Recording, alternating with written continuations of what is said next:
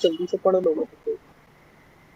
पर वो ये कि इम्प्लीमेंटेशन जब तक करके नहीं देखोगे ना प्रैक्टिस जब तक अच्छे से, तो तब तक नहीं हो पाएगा। रेगुलर में क्वेश्चन देख रहा हूँ, तुम लोग रेगुलर करो, रेगुलर करोगे तभी बनी रहेगी प्रैक्टिस, तभी सही से अच्छे से होगा काम सारा।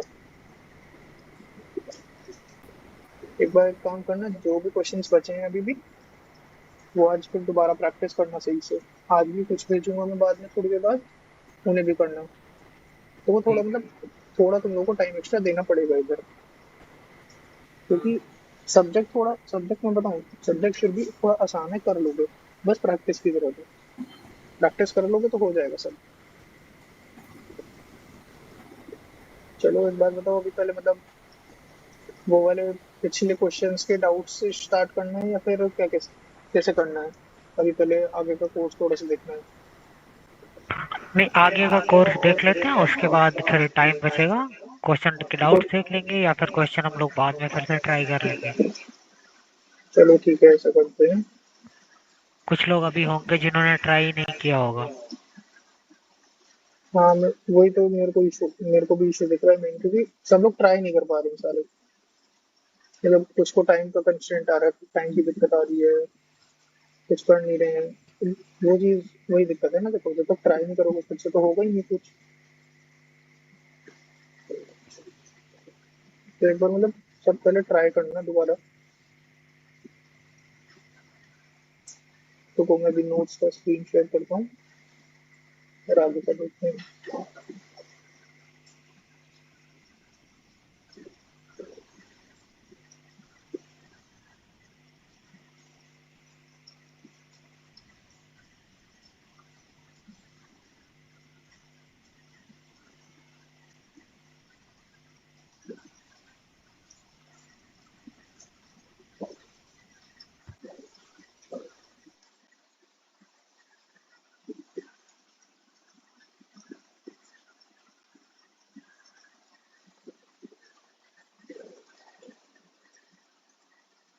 अच्छा एक बात बताओ, तुम लोगों का जो वीक 7 का कोर्स है, हाँ। आवाज आ रही है ना सबको? हाँ। वीक 7 के कोर्स में क्या क्या चीजें गिनी है तुम लोगों से? एक बार मुझे वो वीक चीज 7 में कंप्लीट कर। OBB 1 है, उसके क्वेश्चंस दिए वीक हुए। मतलब कोर्स में क्या क्या है, कोर्स का टॉपिक पूछता हूँ मैं एक बार, क्योंकि इस वीक टाइम से 7 कोर्स का रिवीजन है, टॉपिक बस सिर्फ रिवाइज के लिए है और रिवीजन। कुछ नहीं। अच्छा है, तो ठीक है। मैं वही सोच रहा था उसके, मुझे थोड़ा प्रॉपरली मिला भी नहीं कंटेंट, इसीलिए मैंने एक बार पूछना था। चलो अपन एक बार वीक 5 से रिवाइज करते हैं अभी। भैया फाइव वैसे सिक्स सेवन मैं पूछ रहा था कि OPU2 में 1 to 8 आएगा ना बस? हाँ। 1 to 8 रहेगा, हाँ।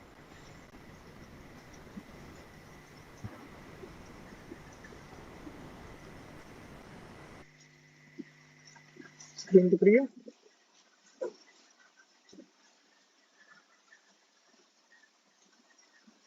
स्क्रीन दिख रही है सबको? हाँ।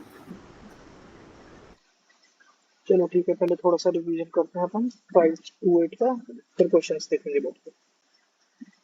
देखो वीक 5 में हमारा सबसे पहले टॉपिक आता है फंक्शंस। अभी फंक्शंस क्या होते हैं, हम लोग जैसे कुछ भी कोड लिखते हैं, हमें कुछ कुछ ना कुछ हमें परफॉर्म करना होता है, कुछ टास्क परफॉर्म करना होता है, जैसे एडिशन करना, सब्ट्रैक्शन करना, कुछ ना कुछ करने के लिए हम कोड लिखते हैं इतना।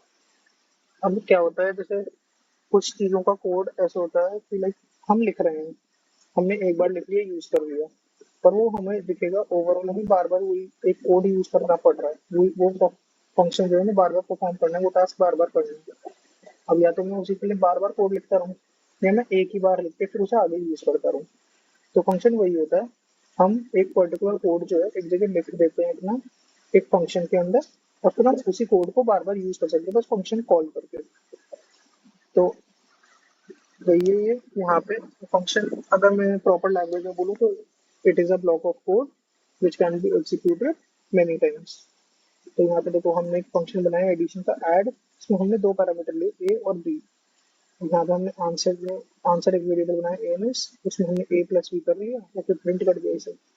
फंक्शन को डिफाइन करने के लिए हम डेफ कीवर्ड का यूज करते हैं, और ये इसका सिंटैक्स होता है डेफ ऐड तो ब्रैकेट्स में इसके पैरामीटर्स देते हैं कोलन, फिर आगे हम फंक्शन की डेफिनेशन लिखते हैं।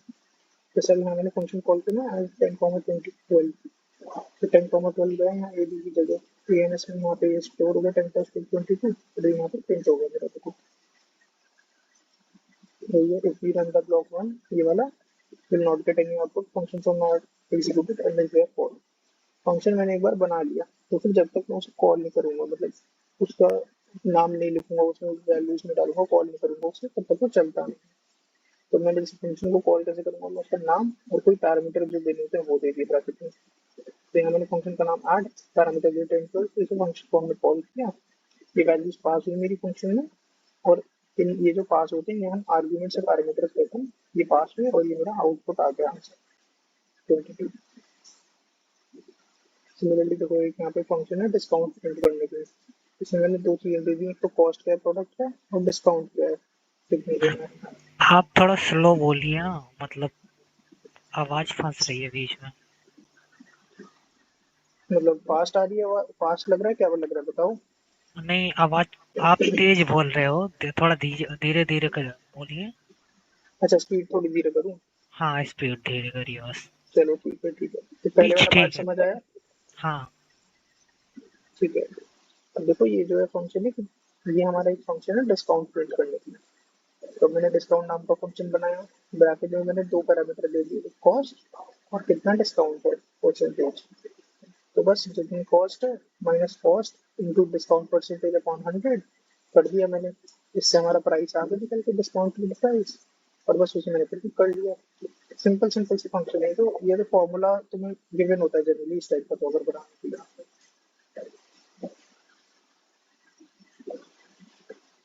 अब देखो यहाँ पे क्या होता है, मैंने फंक्शन कॉल किया प्लस 10 कर दिया यहाँ पे, तो ये जो है ये चीज नहीं चलेगी, क्योंकि से फंक्शन कॉल में आगे ऐसे ऐड करने तो वो प्रिंट कर रहा है, तो वो वैलिड नहीं होता, क्योंकि फंक्शन कॉल जो है यहाँ पे मेरा प्रिंट कर रहा है सीधा। अगर ये कोई वैल्यू रिटर्न कर रहा होता, यहाँ मैंने प्रिंट की जगह रिटर्न लगाया होता, तो फिर तो ये ऐड हो जाता है यहाँ पे, बट ये प्रिंट कर रहा है, कुछ वैल्यू यहाँ पे रिटर्न हो नहीं रही इसकी जगह पे, तो वो प्लस किसी चीज में हो नहीं पा रहा, तो प्लस वो फंक्शन के अंदर ऐसे होगा नहीं डायरेक्टली, तो इसलिए यहाँ पे सिर्फ प्रिंट होगा और यहाँ एरर आ गई कि ये ऐसे ऐड नहीं हो सकता फंक्शन कॉल के साथ।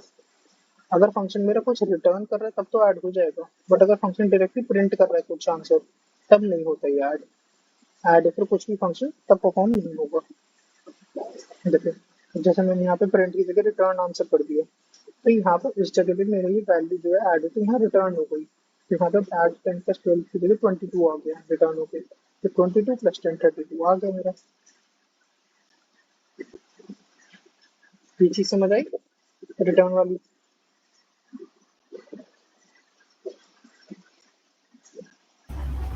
हाँ।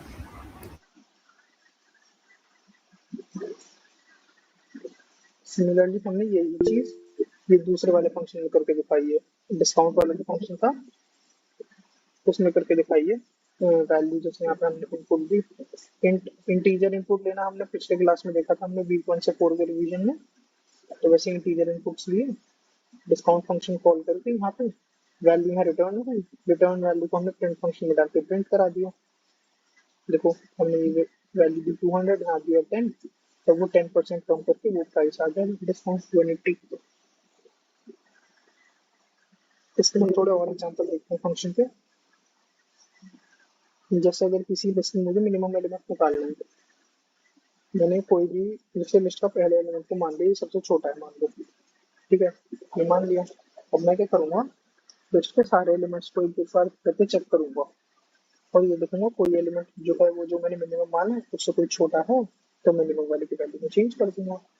और जैसे अभी पहले वन करी हमने यहाँ पे वैल्यूज की, वन को मैंने फिर चेक किया, इसमें तो करने से पहले वन से चेक किया, वन लेस देन वन नहीं, मतलब वो इक्वल है बट लेस देन नहीं है, तो मिनिमम की वैल्यू वन रहेगी। फिर 45 में चेक किया, 45 लेस देन वन नहीं, फिर 67 को 67 लेस देन वन नहीं, फिर हमने -10 से चेक किया, -10 लेस देन वन, हाँ -10 छोटा है, तो मिनिमम की वैल्यू चेंज होकर -10 हो गई। फिर अब हमारा आखिरी एलिमेंट 9 बचा, -10 से हम चेक करेंगे, 9 लेस देन -10 नहीं, हमारी मिनिमम की वैल्यू हमारी -10 रही और यहाँ से रिटर्न हो गई वैल्यू। यहाँ पे लिस्ट अंडरस्कोर मिन एक्स में यहाँ पे वैल्यू रिटर्न होगी -10, ये रही हमारी वैल्यू। सिमिलरली इसी तरीके से हमने मैक्सिमम नंबर निकाला लिस्ट का, बस इसमें हम वहाँ पे लेस देन करके चेक कर रहे थे मिनिमम से, यहाँ ग्रेटर देन मैक्सिमम चेक करेंगे, कोई ग्रेटर एलिमेंट तो फिर मैक्सिमम की वैल्यू चेंज होगी यहाँ पे। जैसे यहाँ पे कंपेयर करेंगे तो वैल्यू मैक्सिमम हमारी 65 आ जाएगी। जैसे पहले एलिमेंट को वैसे ही हमने पहले वाली बार की तरह पहला एलिमेंट को मैक्सिमम माना, फिर हर एलिमेंट से कंपेयर करेंगे, जहाँ पे भी एलिमेंट कोई फर्स्ट वाले से बड़ा होगा तो मैक्सिमम की वैल्यू चेंज होगी, वो वाले एलिमेंट की हो जाएगी। तो ऐसे करके हमारा मैक्सिमम एलिमेंट निकल आएगा और फिर हमने रिटर्न करके यहाँ प्रिंट करा दिया।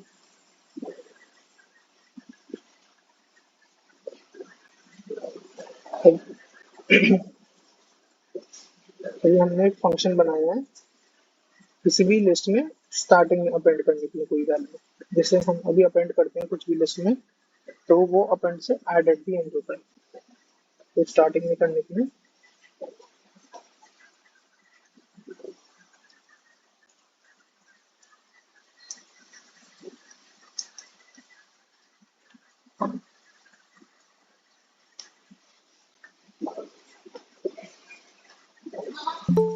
तो ये एक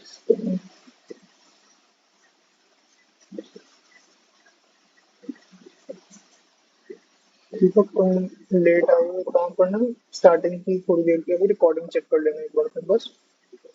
हमने ज्यादा नहीं, बस फंक्शंस का बेसिक ही डिस्कस किया है अभी।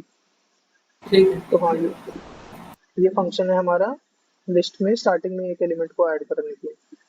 अब मुझे ऐड करना, तो देखो मैं चाहता हूँ एक लिस्ट को दूसरी लिस्ट में ऐड करना, स्टार्टिंग में दूसरी लिस्ट के स्टार्टिंग में कैसे होगा। अभी एक लिस्ट में भी जेड है, एक लिस्ट एल है, ये दोनों मैंने इस फंक्शन में दिए है, लिस्ट अपेंड रिपोर्ट है। अब मैंने क्या किया, यहाँ पे एक नई लिस्ट बना ली, एम्प्टी लिस्ट, न्यू लिस्ट बनाई एम्प्टी। अब क्या करूंगा मैं, पहले अब मुझे क्या करना है, जो पहले ऐड करनी है जेड को मुझे पहले ऐड करना है इसमें। तो मैं क्या करूंगा, जेड का एक एक एलिमेंट को ट्रैवर्स करके नई लिस्ट में अपेंड कर दिया। जब मैं इसमें अपेंड करूंगा, सबसे पहले 5 इसमें अपेंड होकर लास्ट में 4 से पीछे, फिर 6 के पीछे, ऐसे करते करते फिर ऐसे सिमिलरली हम दूसरी वाली के साथ करेंगे एल पे, तो इसके तीनों एलिमेंट्स यहाँ पीछे आ गए। ऐसे करके हमारी ये पहले जेड आ गई, फिर जेड के पीछे हमने एल को ऐड कर दिया लिस्ट को। अब हम यहाँ पे डायरेक्टली अगर अपेंड फंक्शन लगा देते लिस्ट को करके तो वो नहीं होती है ऐड, इसीलिए हमने एक एक एलिमेंट को पहले निकाला, एलिमेंट को ऐड किया हमने लास्ट में। लिस्ट को मैं लास्ट में ऐड करूंगा तो लिस्ट एक लिस्ट ऐड होगी, एक पर्टिकुलर इंटीजर नहीं ऐड होगा, उस तीनों एक ही लिस्ट के फॉर्म में ऐड हो जाएंगे बस लास्ट में।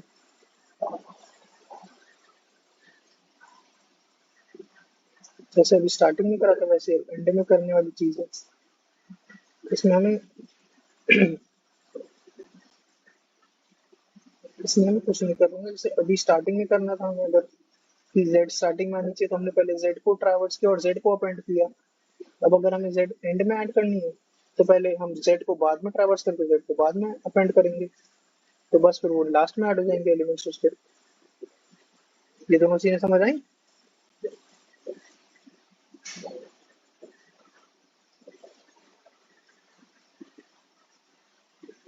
गाइस सब लोग बताओ एक बार, रिस्पॉन्ड तो करो, यस समझ आ यस। रहा है।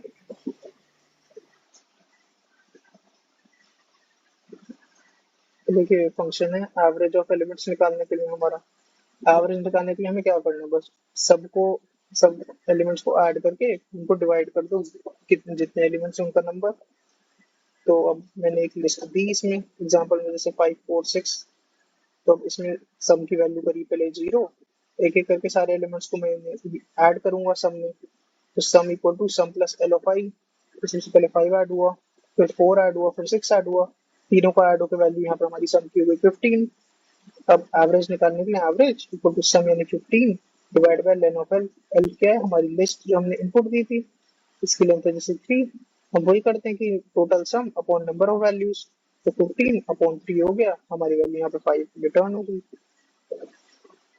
ये देखो सिंपल सिंपल फंक्शन है, बस यहाँ पे मेन हम सिंटैक्स देख रहे हैं कि किस तरीके से बनाते हैं, ताकि सिंटैक्स में कोई गड़बड़ ना हो। देखिए और कुछ फंक्शंस हैं,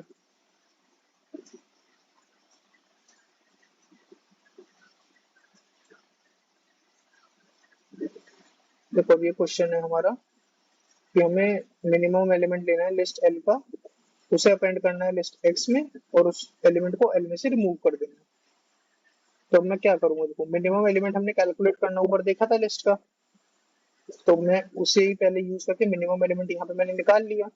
अब यहाँ पे मैं एलिमेंट को रिटर्न नहीं करना, हमें क्या करना है, मिनिमम एलिमेंट निकालने के बाद एक्स में तो हमने कर दिया, उसे ऐड अपेंड कर दिया और एल में से सिंपली रिमूव फंक्शन यूज करके रिमूव कर दिया। दोनों चीजों का हमारे पास डायरेक्ट फंक्शन है लिस्ट का, अपेंड करने का भी रिमूव करने का भी एलिमेंट को, तो बस अपेंड करा वैल्यू को, रिमूव करा वैल्यू को, रिटर्न कर दी हमने लिस्ट अपनी। ये बेसिकली हम क्या कर रहे थे यहाँ पे, ये सॉर्ट कर रहे थे, ऑब्वियस सॉर्टिंग। ऑब्वियस सॉर्टिंग मतलब सबसे जो मतलब ऑब्वियस तरीका होता है। ऑब्वियस क्या है, हम सबसे छोटा एलिमेंट एक लिस्ट में से निकाल के दूसरी में ऐड करते जाएं। जब सबसे छोटा एलिमेंट निकाल के उसमें से ऐड करेंगे, तो फिर अब जो सेकंड सबसे छोटा होगा फिर उसे निकालेंगे फिर ऐड करेंगे, ऐसे ऐसे करके वो सॉर्ट हो जाएगी। तब जैसे हमारी यहाँ पे 10 to 65 9 11 है लिस्ट, सबसे इसमें से पहले मिनिमम निकाला मैंने 2 आया, 2 को मैंने एक्स में ऐड करा और एल में से रिमूव कर दिया, अब बची 10 65 9 11। अब 10 65 9 11 में मैं सेम चीज करूंगा, इनमें से मिनिमम मैंने निकाला, यहाँ मिनिमम में 9 आए, 9 को मैंने एक्स में करा ऐड, एल में से करा रिमूव, ऐसे करके फिर 11 रिमूव होगा, फिर 10 रिमूव होगा, फिर 11 और फिर 65। ऐसे करके पहले 2 ऐड हुआ है एक्स में, फिर 9, फिर 10, फिर 11, फिर 65। हमारा ऐसे करके सॉर्ट हो गया। ये वाला जो एल्गोरिदम है, इस तरीके से जैसे अब सॉर्ट कर रहे हैं ना हम अगर तुमको याद हो बबल सॉर्ट अगर तुमने देखा होगा, याद होगा तो बबल सॉर्ट में भी हम थोड़ा थोड़ा ऐसे ही करते हैं कि मिनिमम एलिमेंट को सबसे पहले उसकी पोजीशन पे लाके प्लेस करते हैं। तो मतलब मिनिमम को भी कर सकते हैं, मैक्सिमम को भी, वो हमारे ऊपर होता है। इसका एक और तरीका है, देखो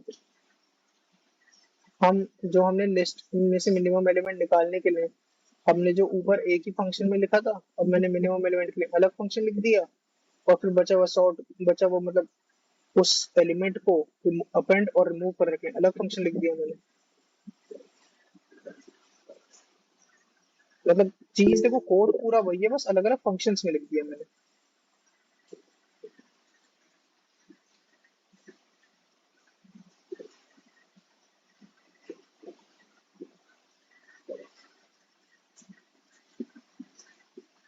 इसको डायरेक्ट डायरेक्ट देखो, अगर इनबिल्ट फंक्शन से करना चाहते हो सॉर्ट करने के लिए, तो डायरेक्ट एक फंक्शन होता है सॉर्ट के नाम से ही होता है। तो लिस्ट करो, लिस्ट का जैसे नाम एल है तो एल डॉट सॉर्ट और ब्रैकेट्स लगाओगे तो वो हो जाएगा डायरेक्टली, तो उस तरीके से सॉर्ट हो जाएगा।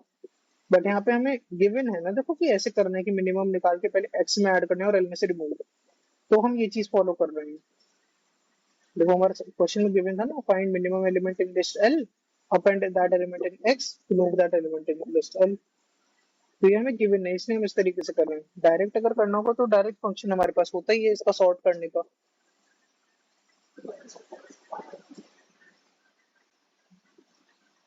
ये एक और फंक्शन का एग्जांपल है मैट्रिक्स मल्टीप्लिकेशन का। तुम लोगों को अगर याद होगा तो पिछली बार भी हमने मैट्रिक्स मल्टीप्लिकेशन का एक फंक्शन देखा था, याद है किसी को?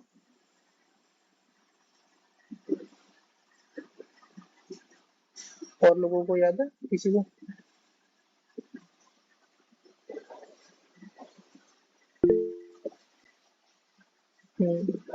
हाँ, तो देखो ये वही चीज है, मैट्रिक्स मल्टीप्लिकेशन का ये वही फंक्शन है। बस इसमें हमने क्या करा, जो हमने पिछली बार पूरा वो कोड एक ही फंक्शन में लिख दिया था एक ही जगह, अब मैंने वो थोड़ा थोड़ा कोड अलग अलग फंक्शन में लिख के यहाँ पे कर दिया है। जैसे डॉट प्रोडक्ट निकालने का मैंने एक अलग फंक्शन बना दिया, वरना मैं पिछली बार तुम्हें याद हो तो एक ही लाइन में यहाँ पूरा वो कोड लिखा था डॉट प्रोडक्ट निकालने का। जब मेरे यहाँ पे तो देखो अभी जैसे दो नेस्टेड लूप्स हैं फॉर के, वहां 3 लूप्स थे, तुम लोगों को याद होगा तो वो इसीलिए, तो यहाँ पे मैंने अभी क्या करा, तीसरे नेस्टेड लूप का कोड मैंने इधर लिख दिया, एक अलग फंक्शन में कर दिया और फंक्शन कॉल कर दिया। इससे क्या होता है, देखो अगर मैं अलग अलग फंक्शन में थोड़ा थोड़ा कोड करके लिखता हूँ ना, ये हमें थोड़ा छोटा कोड है, क्लीन कोड है, ये समझ आता है आराम से। अगर मैं सारा का सारा बिल्कुल बहुत बड़ा कोड एक फंक्शन में लिख दूंगा तो वो समझने में कभी कभी दिक्कत होती है।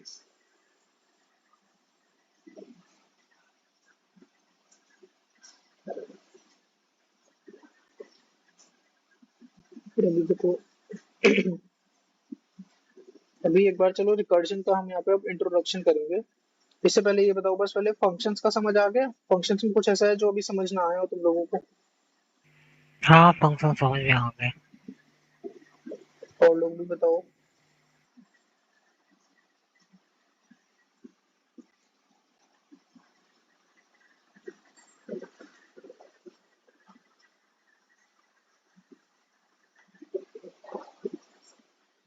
फंक्शन में चलो मैं तुम्हें एक चीज और बता देता हूँ बस। जैसे मैंने यहाँ पे ऊपर एग्जाम्पल ऐसे दिखा देते हैं। यहाँ ऐड वाला फंक्शन था ना, जैसे अब मेरा ये मैंने यहाँ ऐड ए और ए कॉमा बी करा है। अब क्या है, मैंने यहाँ पे जब भी फिर से फंक्शन को मैं कॉल करूंगा तो मुझे इसमें दो वैल्यूज देने की जरूरत है। पर कभी कभी हम क्या करते हैं कि किसी एक पैरामीटर की, जैसे अभी ये दो पैरामीटर दे रहा हूँ ना मैं यहाँ पे, चाहिए इसे फंक्शन को ए और बी। मैं कभी कभी ये भी कर सकता हूँ कि किसी एक की वैल्यू में पहले से डिफाइन कर दूं कि अगर यूजर ने वैल्यू दी है तो अच्छी बात है, बट अगर मान लो किसी एक चीज की वैल्यू नहीं दी उसने, तो दूसरी वाली चीज की वैल्यू खुद ही फिर वो चली जाएगी। तो यहाँ पे मान लो अगर मैं चाहता हूँ कि ए की तो वैल्यू यूजर ही दे, मैं बी की यहाँ पे डिफाइन कर सकता हूँ कि हमेशा बी बाय डिफॉल्ट 10 होगा। यूजर वैल्यू दे रहा है तो फिर तो बहुत अच्छी बात है। अगर यूजर वैल्यू नहीं दे रहा तो वो मेरी 10 जो वैल्यू है वो यूज होगी। अब उसको अगर मुझे लिखना है, उसको मैं क्या करूंगा, उसमें ऐसा नहीं है, मुझे कुछ अलग से करना पड़ेगा। बस यहाँ पे जैसे def add a comma B है ना, तो यहाँ पे ए कॉमा बी की वैल्यू देनी है मुझे, तो बी इक्वल टू जो भी वैल्यू देनी है, जैसे 10 है तो def add a comma b equal to 10 यहाँ पे। बस मुझे इतना करना होगा। समझ आई ये वाली चीज? यस। यहाँ पे मतलब वो चीज देखो, बस ये होता है कि अगर मैं एक, अब यहाँ पे अगर मैं चाहूँ ना तो फिर मैंने बी की वैल्यू अगर 10 कर दी, तो मैं अगर ऐड फंक्शन जब कॉल करूंगा, ऐड में मान लो मैंने एक ही वैल्यू दी, एक ही वैल्यू दूंगा मैं अगर यहाँ पे कि 10, तो जब मैं 10 दूंगा तो वो 10 तो एक ही वैल्यू हो जाएगी। बी की मैंने नहीं दी तो बी की जो डिफॉल्ट मैंने 10 सेट करी थी, तो 10 प्लस 10 20 हो गया, 20 आ जाएगा मेरा आंसर। तो ये भी एक तरीका होता है कुछ कुछ पॉइंट्स पे अगर हमें डिफॉल्ट वैल्यू देनी है कहीं कहीं, तो उसके लिए।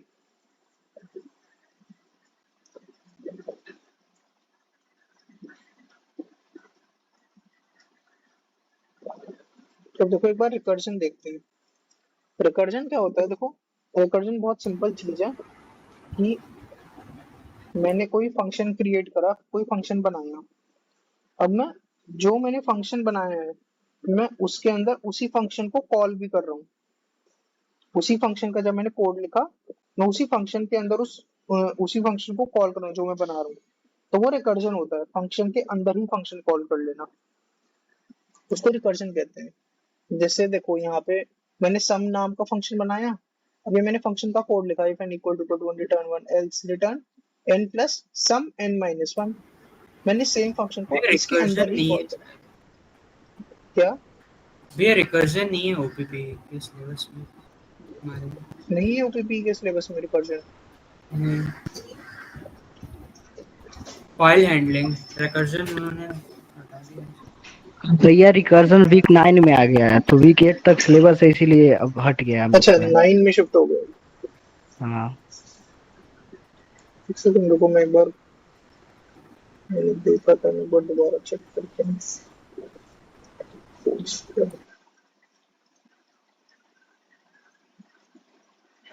अच्छा, इन लोगों ने एक्चुअली यहाँ पे अपडेट नहीं करा है पोर्टल पे जहाँ सिलेबस देते हैं।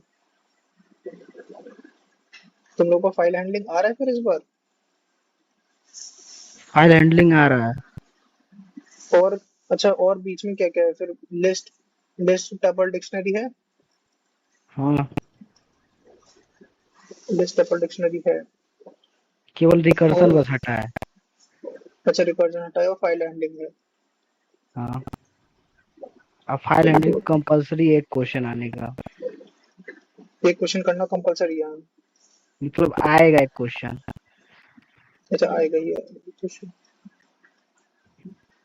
उसमें ये भी कुछ है क्या कि इस एक क्वेश्चन एटलीस्ट करना भी कंपलसरी है? नहीं, ऐसा कुछ नहीं है, लेकिन कंपलसरी है, 30 मार्क्स का एक क्वेश्चन आएगा। अच्छा, चलो ठीक है, एक बार हम फंक्शन का ही आगे फिर देखते हैं और उसके बाद फिर आगे का करते हैं। रिकर्जन फिर हम बाद में करेंगे अगर वीक 9 में ना हो। हाँ ठीक है, देखो अभी फंक्शन का जैसे मैंने बताया ये डेफ कीवर्ड है, नाम ये पैरामीटर है। इसके बाद क्या है, इसमें आर्ग्यूमेंट्स अभी जो मैं वैल्यूज दे रहा हूँ उसके अंदर वो किस किस टाइप के होते हैं, मतलब एक होते हैं पोजिशनल आर्ग्यूमेंट। पोजिशनल मतलब जो मैंने लाइक जिस पोजीशन पे जो आर्गुमेंट है, यहाँ ए है तो यहाँ ए की वैल्यू ये रहेगी, बी की वैल्यू ये, सी की ये। जिस पोजीशन पे जो है ना यहाँ पे वैल्यू, उसको भी उसी पोजीशन वाली वैल्यू मिलेगी। ये होती है पोजीशनल आर्गुमेंट की, जो हमारा पोजीशन है उस आर्गुमेंट की या उस वेरिएबल की, तो उस जगह पे वही वैल्यू जाएगी। तो 20 जैसे फर्स्ट पोजीशन ए फर्स्ट पे तो ए की 20, बी की 30, सी की 40 फर्स्ट वाले के अकॉर्डिंग। दूसरे वाले में ए की 30 फिर 20 फिर 60, बी और सी। ये तो होती है पोजीशन, मतलब कि जो लोग पोजीशन है उसकी उसके अकॉर्डिंग वैल्यूज लेना। एक होती है कीवर्ड आर्गुमेंट। कीवर्ड में मैंने क्या करा, मैंने ए बी और सी मुझे पता है यहाँ पे, तो मैंने यहाँ पे लिख के दे दिया कि सी की 40 होगी, ए की 10 और बी की 50। तो यहाँ ए की मेरी 10 ही रहेगी, बी की 50 ही रहेगी और सी की 40। देखो मैंने जैसे ऐड किया उसके हिसाब से देख सकते हो, ए की 10 है, 10 प्लस 50 60 माइनस 40 20 आया आंसर, 20 ही है यहाँ। तो अगर मैं कीवर्ड के अकॉर्डिंग दे दूं तो ये वैसे भी चली जाती है, पोजीशनल में तो जिस पोजीशन पे जो है वो उसकी वही वैल्यू चाहिए। तो एक होता है डिफॉल्ट आर्गुमेंट। डिफॉल्ट का जैसे मैंने तुम्हें बताया ना कि यहाँ पे अगर कोई वैल्यू नहीं दी हुई तो यही वैल्यू डिफॉल्ट यूज हो जाएगी। तो यहाँ पे वो होती है डिफॉल्ट आर्गुमेंट। यहाँ पे जैसे मैंने सिर्फ एक 40 दी है, सबसे पहले सी है तो ये 40 को पास हो जाएगी वैल्यू, ए और बी की डिफॉल्ट 20 और 30 यूज होगी। दो दिए तो पहले दो को वैल्यू जाएगी, तीनों दे रहा हूँ तो मैं तीनों की ही वैल्यू चली जाएगी। ठीक है, ये वाली चीजें समझ आई। यस। देखो अब एक आता है स्कोप ऑफ वेरिएबल। स्कोप मतलब मैं उस वेरिएबल को, जैसे मेरे पूरे कोड में एक वेरिएबल मैंने बनाया एक्स ए बी सी कुछ भी, तो उस वेरिएबल को मैं कहाँ कहाँ यूज कर सकता हूँ, वो होता है स्कोप ऑफ अ वेरिएबल। ठीक है, अगर मैं उसको उसके स्कोप के बाहर यूज करूंगा तो वो एरर दे देता है हमारा इंटरप्रेटर। जैसे अब यहाँ मैंने फंक्शन बनाया, फंक्शन के अंदर मैंने एक्स एक वेरिएबल बनाया। तो अभी वेरिएबल ना जब तक भी फंक्शन, जहां तक ये फंक्शन मेरा डिफाइंड है वहीं तक चलेगा, उसके बाहर फंक्शन के बाहर इसका स्कोप खत्म हो जाता है, मतलब इसकी जो वैल्यू है वो कुछ नहीं रहती, एक्स को डिलीट हो जाता है, इस फंक्शन के बाहर नहीं रहता कुछ। जिसमें एक्स इक्वल टू 1 बनाया, अब मैं यहाँ पे फंक्शन, तो यहाँ पे इंडेंटेशन जहाँ पे वो है फंक्शन की डेफिनेशन, तो यहाँ फंक्शन के बाहर मैंने यूज किया अगर एक्स को, तो वो देखो एरर दे रहा है, एक्स इज नॉट डिफाइंड, क्योंकि एक्स का जो स्कोप है वो लोकल है इस फंक्शन के अंदर ही। ठीक है, और जैसे मैंने एक्स को सिर्फ फंक्शन के अंदर यूज कर रहा हूँ तो ये यूज हो रहा है आराम से। अब वो तो हो गया एक लोकल स्कोप, मतलब एक किसी फंक्शन के, या फिर जैसे मैंने इफ एल्स की कोई जैसे ब्लॉक है कंडीशनल वैल्यू वहां बनाया, या फॉर लूप के अंदर बनाया कोई फंक्शन, तो लूप्स ब्लॉक्स के अंदर तो वो उधर ही रहता है लोकल स्कोप। एक मैंने y इक्वल टू 10 यहाँ फंक्शन के पहले मैंने नॉर्मली बना दिया यहाँ पे, तो अब ये जो है इसका स्कोप ना यहाँ बाहर तो रह भी रहेगा, फंक्शन के अंदर भी मैं इसे यूज कर सकता हूँ। देखो यहाँ पे जैसे अगर मैंने फंक्शन के अंदर यूज करा है तो इजीली प्रिंट हो रहा है यहाँ पे मेरा x equal to 1 y equal to 10 easily आ जा रहा है। फिर y का स्कोप हमारा जो है पूरा बाहर पूरे डेफिनेशन में, तो अगर मैं उस लूप के अंदर या एक ब्लॉक के अंदर यूज कर रहा हूँ उसे, पर वो डिफाइंड बाहर हुआ है तो वो यूज हो जाता है वहां पे भी। इसे जो है इसका स्कोप मैं कहूंगा ग्लोबल स्कोप। ग्लोबल मतलब ये अगर मैंने फंक्शन में शुरू में डिफाइन, मतलब फंक्शन करो कोड में शुरू में डिफाइन कर दिया ना, तो ये पूरे के पूरे कोड में मेरे में कहीं पे भी इसकी वैल्यू यूज कर सकता हूँ वाई की। तो इसको ग्लोबल ग्लोबल वेरिएबल कहूंगा मैं, ग्लोबल स्कोप है इसका। ये वाली चीज समझ आई लोकल और ग्लोबल इसका स्कोप का।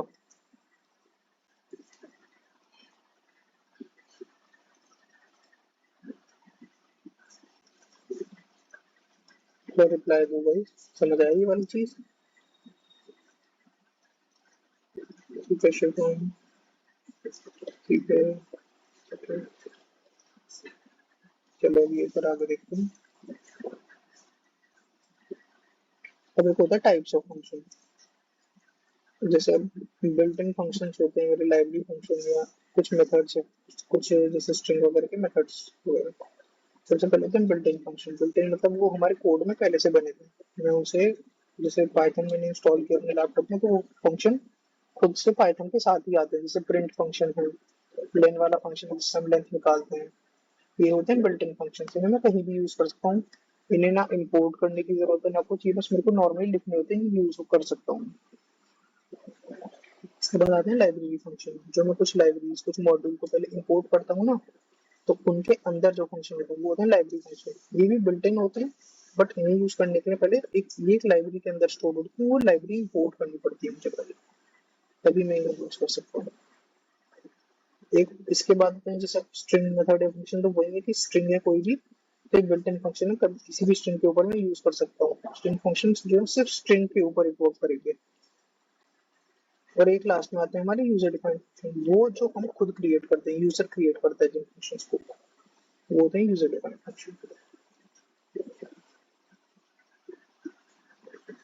तो ये हमारा वीक 5 तक था, इसमें किसी को कोई दिक्कत कोई डाउट?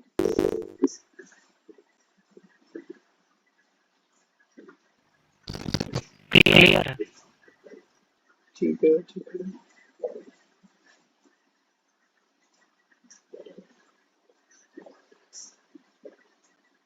वीक 6 का देखते हैं, इसमें बस हमारा लिस्ट और सेट है। देखो लिस्ट हमने पहले देखी थी कि लिस्ट क्या होती है हमारी, एक कलेक्शन होती है, स्क्वायर ब्रैकेट्स में हम इसे बनाते हैं, रिप्रेजेंट करते हैं। अब लिस्ट करना है कैसे, देखिए अगर मुझे एक लिस्ट बनानी है जिसमें मैं चाहता हूँ एक पर्टिकुलर रेंज में कुछ नंबर्स हो, तो मैंने यहाँ पे जैसे लिस्ट ब्रैकेट में रेंज कॉमा रेंज 10 लगा दिया फंक्शन। तो यहाँ पे स्टार्टिंग वैल्यू में पता है डिफॉल्ट 0 होती है और 10 पे स्टॉप होता है, तो 0 से लेकर 9 तक की वैल्यूज की हमारी एक लिस्ट बन गई यहाँ पे, 0 1 2 3 4 5 6 7 8 9। तो इस फंक्शन से यहाँ लिस्ट बन गई। अब हमने अभी तक इनमें देखा था कि लिस्ट में एक अपेंड फंक्शन होता है जिससे हम लास्ट में ऐड कर देते हैं वैल्यू को, तो यहाँ पे मैंने अपेंड यूज करा, तो फिर ये मेरा लास्ट में ऐड हो गया इसी लिस्ट में। अब अगर मुझे जैसे मैं यहाँ इफ में हम लोग ने यूज करके देखा है अभी तक कि किसी वैल्यू को चेक करना है कि 5 इन एल, तो यहाँ पे जैसे मैंने प्रिंट में लिखा प्रिंट 5 इन एल, ये एक तरीके से अब क्या होगा, प्रिंट होगा मेरा कि ये कंडीशन ठीक है या नहीं है, या ये चीज सही है या नहीं है। 5 इन एल को चेक करेगा 5 एल में है या नहीं।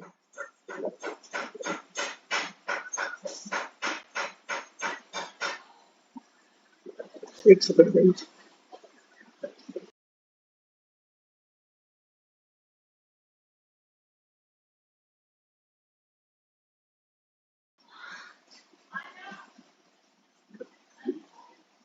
तो यहाँ पे मैंने चेक करा 5 है या नहीं, अब 5 एल में मेरा है, कंडीशन है सही है, तो सही होने में हम यही तो पूछ रहे हैं कंडीशन सही है या नहीं।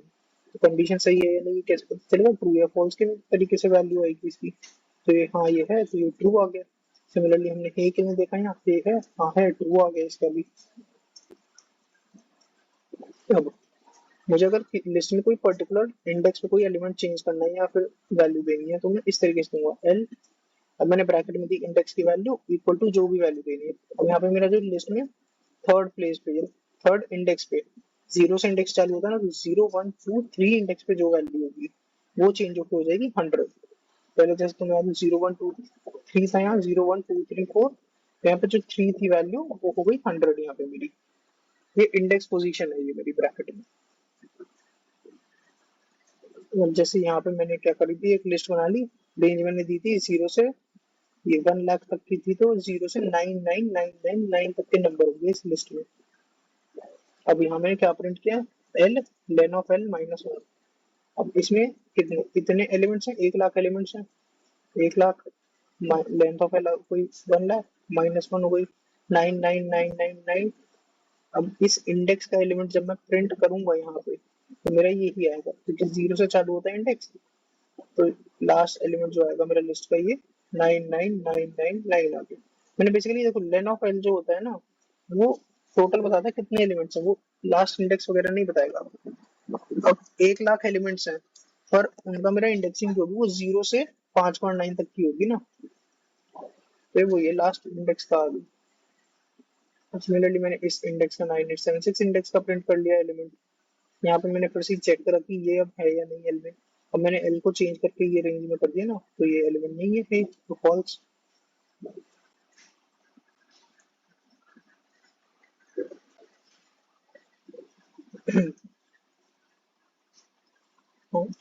अब देखो, अब जैसे हम एक चीज देखेंगे, अब एक चीज होती है इसमें सेट। सेट क्या होता है? सेट को हम करली ब्रैकेट्स जो होते हैं मेरे, उनसे ही रिप्रेजेंट करते हैं। ठीक है, तो मैं दिखाता हूँ जैसे।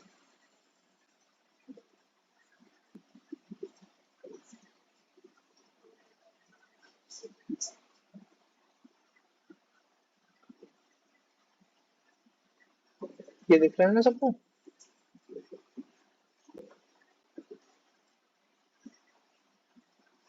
ये दिख रहा है? हाँ या ना बोलो कोई। यस दिख रहा है। हाँ, तो जैसे अब मैंने यहाँ पे एक सेट का बनाया, सेट मेरा ऐसा है, तो इसको मैंने करली ब्रैकेट्स जो होते हैं टेढ़े वाले, इनसे मैं बनाता हूँ सेट। तो यहाँ पे मैंने वही एक सेट बनाया 1 2 5 1। अब जो लिस्ट को मुझे बनानी आती है स्क्वायर ब्रैकेट, लिस्ट में तो एलिमेंट्स में रिपीट भी कर सकता हूँ। सेट में क्या होता है, एक तो एलिमेंट्स कभी रिपीट नहीं होते, एक एलिमेंट एक ही बार आएगा। दूसरी चीज, सेट जो होता है डिफॉल्ट होता है खुद से, डिफॉल्ट सॉरी सॉर्टेड होता है खुद से। जैसे मान लो मैंने वैल्यू सेट में एंटर करी 1 5 2, तो अगर मैं ऐसे एंटर कर रहा हूँ तो कोई बात नहीं, वो खुद ही सॉर्ट होकर वैल्यू सेट की एस को एस की फिर 1 2 5 हो जाएगी खुद से, ये खुद सॉर्टेड होता है। हम वैल्यूज दें किसी भी ऑर्डर में दें, पर ये सॉर्टेड ही रहता है हमेशा। देखो टाइप, तो अब मैंने यहाँ कर्ली ब्रैकेट्स यूज करे थे। टाइप मैंने लिस्ट का एल का प्रिंट किया तो लिस्ट, एस का प्रिंट किया तो सेट आ गया यहाँ पे। अब मैंने एल प्रिंट करी तो पूरी आ गई वो 1 2 3 1। एस प्रिंट करा मैंने तो देखो, तो सॉर्टेड है ऑर्डर 1 2 5, और रिपीट नहीं हो रहा। एलिमेंट 1 रिपीट करा था मैंने यहाँ, वो खुद ही हट गया इधर से। अब मैंने यहाँ पे देखो देखा, फिर से वही प्रिंट 1 की 1 है या नहीं सेट में, वो चेक करेगा 1 है, हाँ ट्रू दे दिया उसने कंडीशन को।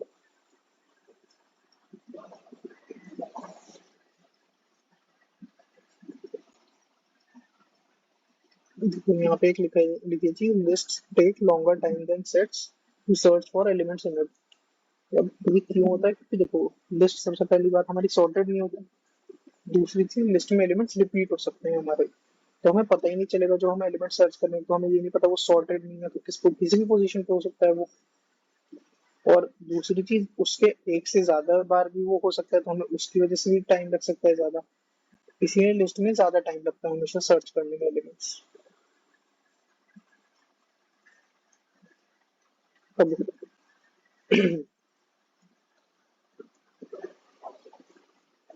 ये ये है हमारा एक सिस मॉड्यूल होता है, जो हमारा बिल्ट इन मॉड्यूल है। ये बिल्ट इन, इसे मैंने इंपोर्ट करा, पूरा मॉड्यूल मैंने इंपोर्ट करा। इसका एक फंक्शन है गेट साइज ऑफ। तो सर मैंने एक लिस्ट एम्प्टी लिस्ट बनाई, उसका गेट साइज ऑफ करा 28। एक एलिमेंट है तो 32 और दो है तो 36। ये क्यों है? कि एक लिस्ट का जो हम जब बनाते हैं तो लिस्ट को डिफॉल्ट है 28 साइज एलोकेट हुआ है 28 बाइट्स का। और यहाँ पे मेरा एक इंटीजर है, एक इंटीजर की वैल्यू 4 बाइट्स होती है। तो एक इंटीजर है तो 28 प्लस 4 32, दो है तो फिर 36 हो गई वही वैल्यू। तो बस ये चीज है यहाँ पे। तो जैसे ये देखो, मेरे यहाँ पे लिस्ट है, उसमें 100 इंटीजर्स है। लिस्ट का by default 28 size plus 100 integers का 400 बाइट्स हो गए, तो यहाँ पे 424 हो गया ये। पर अगर मैं यही साइज इसका चेक करूं सेट का, सेट का वही साइज होता है ज्यादा। सेट का हमारा जो क्या कहते हैं डिफॉल्ट साइज होता है वो बहुत ज्यादा होता है लिस्ट से, क्योंकि वो खुद ही मतलब सॉर्ट कर देता है एलिमेंट्स को। इसमें सेट का साइज होता है बहुत ज्यादा हमारा।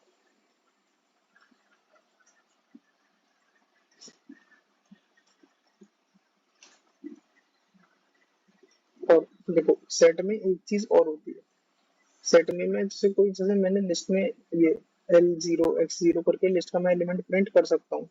सेट में हम इंडेक्स के थ्रू एलिमेंट प्रिंट नहीं कर सकते। सेट को हम जैसे पूरा या तो प्रिंट करेंगे या एक एक एलिमेंट को निकाल के उसमें से तब प्रिंट करेंगे। फॉर जैसे फॉर आई इन एस और फिर प्रिंट आई कर दिया मैंने, तो उस तरीके से करते हैं। पर एक एक इंडेक्स नहीं, एक इंडेक्स की तरीके से हम रेफर नहीं कर सकते सेट में, ये दिक्कत होती है।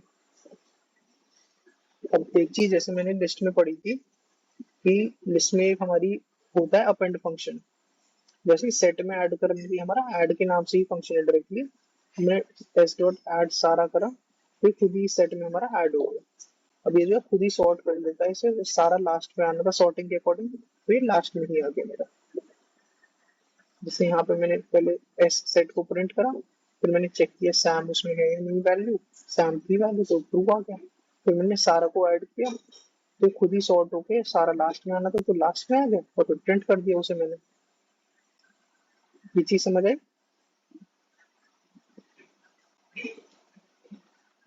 यस। तो और लोगों को भी आई ना?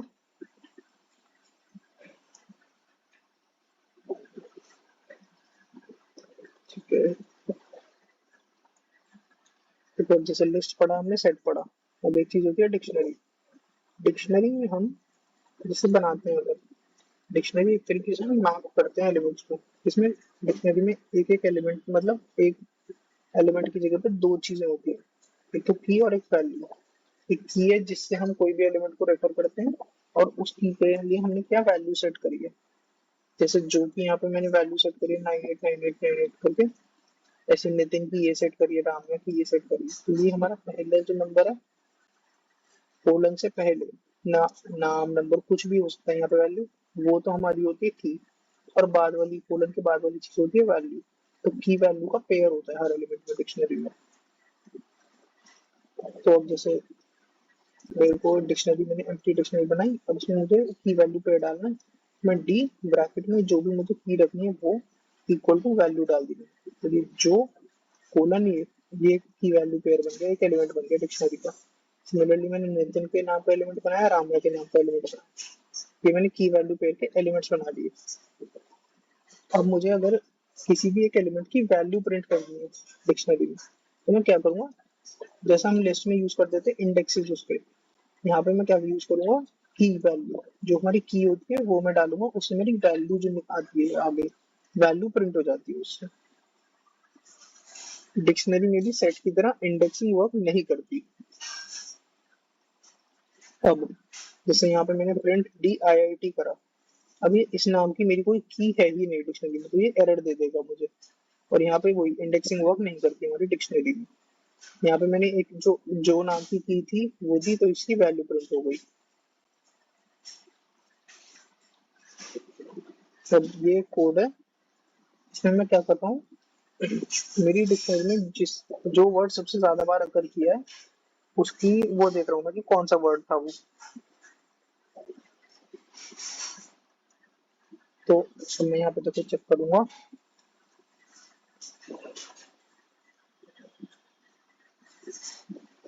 मैंने एल नाम से मेरी लिस्ट थी, डिक्शनरी नहीं सॉरी, लिस्ट में जो मोस्ट अकरिंग वर्ड है वो चेक करूंगा।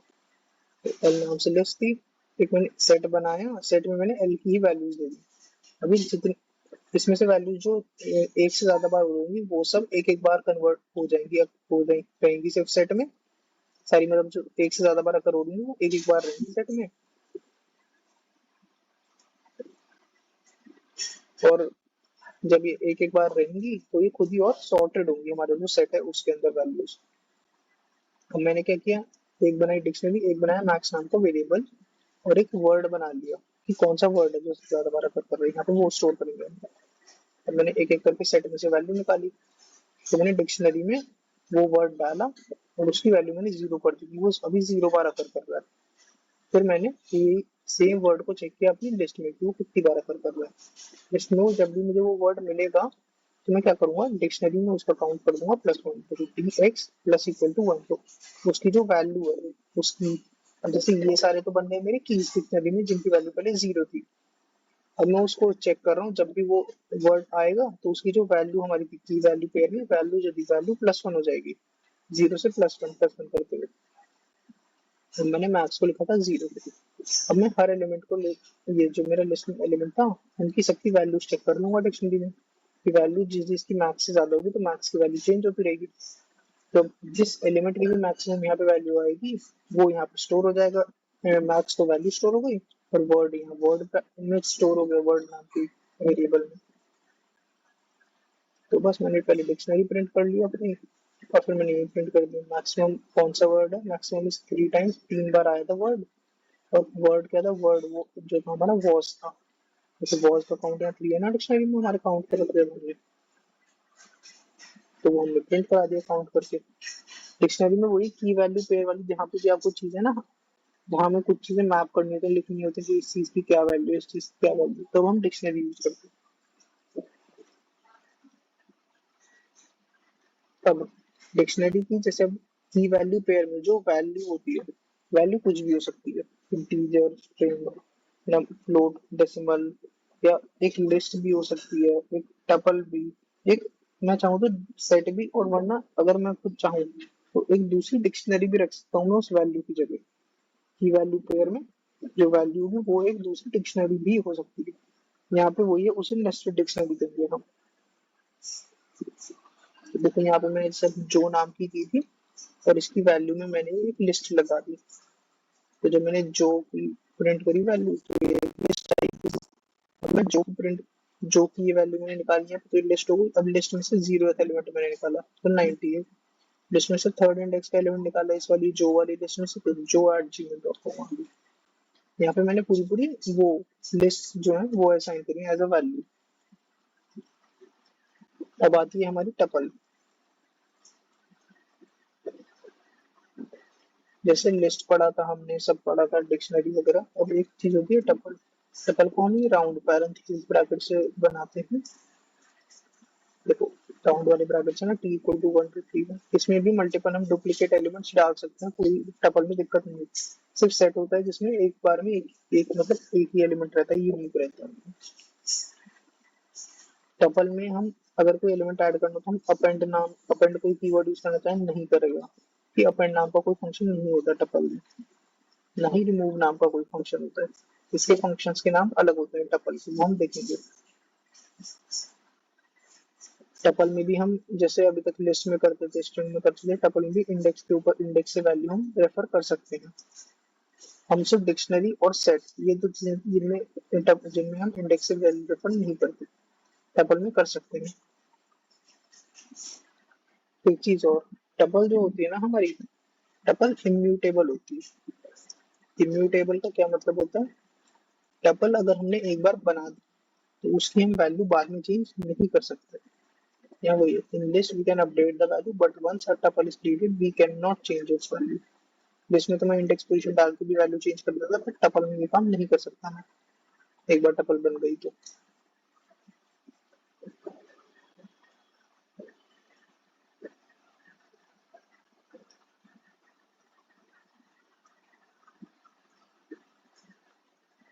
अब ये मेरा एक जस्ट वो है फंक्शन, मैंने एक बना के देखा है। Let's write a program to remove all unwanted symbols from the string. ये एक मेरी पूरी स्ट्रिंग थी, इसमें से मुझे जो भी मतलब अनवांटेड से सिंबल्स है मेरे, वो सब मैंने हटा दिए। अनवांटेड सिंबल्स हटाने का मतलब है यहाँ पे जैसे मुझे सिर्फ मान लो अल्फाबेट्स चाहिए या कैरेक्टर्स चाहिए तो बस मैं वो रखूंगा, बाकी सारे मैं हटा दूंगा। देखो इसका सिंपल सा कोड है, एक बार तुम लोग खुद अभी यहाँ पे साथ साथ देखो और बताओ किसी को कोई डाउट है या समझ आ रहा है। कुछ भी डाउट हो तो बताओ साथ साथ, पढ़ो एक बार खुद पहले।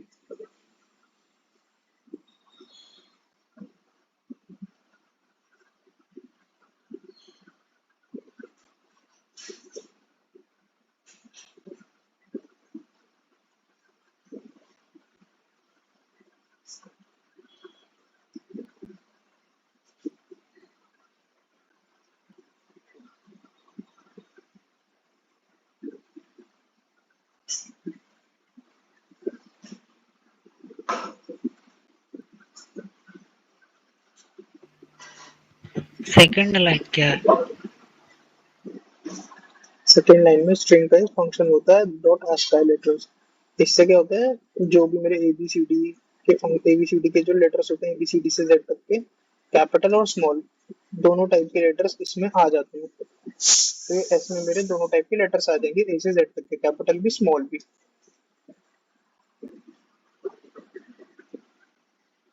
समझ आया? यस।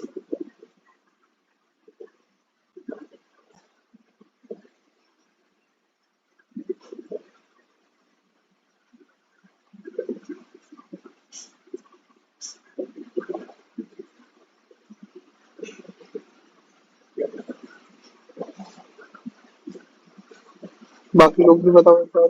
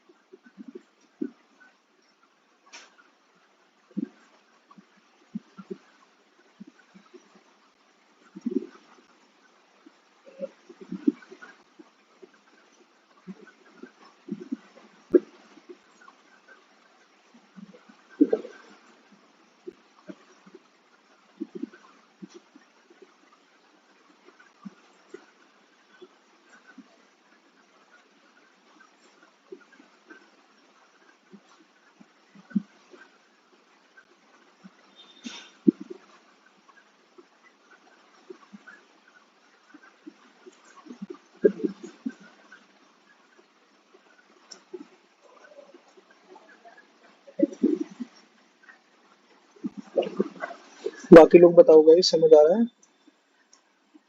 चैट में बताओ चाहे। 8th लाइन, एक मिनट रुको। कौन सी, ये फॉर पीएनएल वाली कह रहे हो?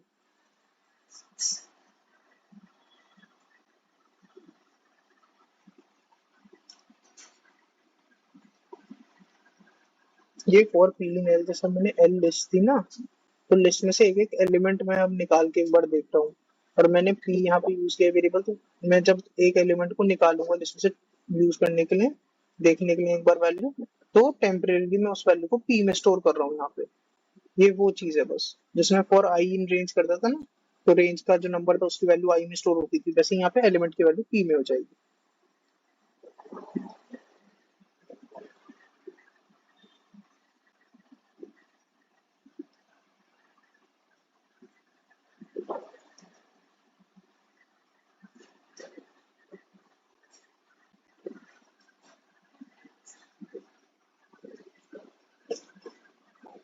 और कोई डाउट है किसी को? क्लियर? चलो ठीक है, अभी आगे देखते हैं। टपल्स का साइज, जैसे लिस्ट का हमने डिफॉल्ट साइज देखा था ना 28 होता है, टपल का डिफॉल्ट साइज हमारा कम होता है, 28 नहीं होता। यहाँ पे बस अभी जैसे ये है, लिस्ट को मैं जैसे इंटीजर्स ऐड करता था, मैं लिस्ट को भी ऐड कर सकता हूँ।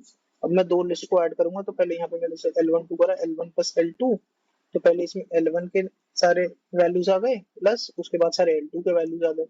अब इसी जगह अगर मैं L2 प्लस L1 करूंगा, तो पहले L2 के वैल्यूज आएंगे, फिर बाद में L1 के वैल्यूज आएंगे। ये होता है लिस्ट का एडिशन। अब जैसे लिस्ट में रेप्लिकेशन भी होता है, रेप्लिकेशन मतलब एक ही नंबर को या जो भी लिस्ट की वैल्यूज है उन्हीं को उसमें बार बार रेप्लिकेट कर देना। मैं उसके लिए मल्टीप्लाई यूज करता हूँ, जैसे मैंने L इक्वल टू जीरो था, 0 × 10, तो 10 बार जीरो इसमें आ जाएगा लिस्ट में। ये देखो, अब सिमिलरली मैंने जैसे 1 2 3 × 5 किया, तो 1 2 3 आएगा। अब इसमें 5 पहले 1 2 3, फिर 1 2 3, फिर 1 2 3, ऐसे करके 5 बार आ जाएगा 1 2 3। जैसे हम पहले और नंबर वैसे चेक करते थे ना कि a = 5 की a की वैल्यू 5 है या क्या है वैल्यू, वैसे अब मैं यहाँ पे लिस्ट को भी चेक कर सकता हूँ कि L1 = L2 की वैल्यू सेम है या नहीं है। सेम होंगी तो ट्रू आ जाएगा, वरना सेम नहीं है यहाँ पे तो फॉल्स आ गया। सिमिलरली मैंने एक लिस्ट का नाम और उसके एक किसी और लिस्ट की वैल्यू के साथ भी मैं चेक कर सकता हूँ, तो फिर वो भी ट्रू हो जाएगा।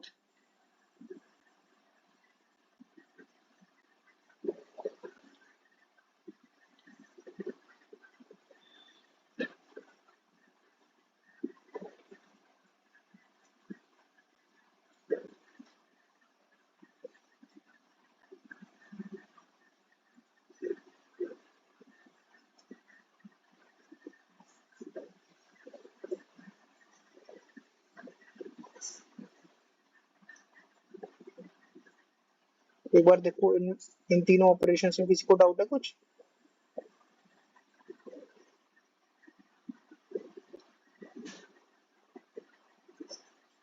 नहीं।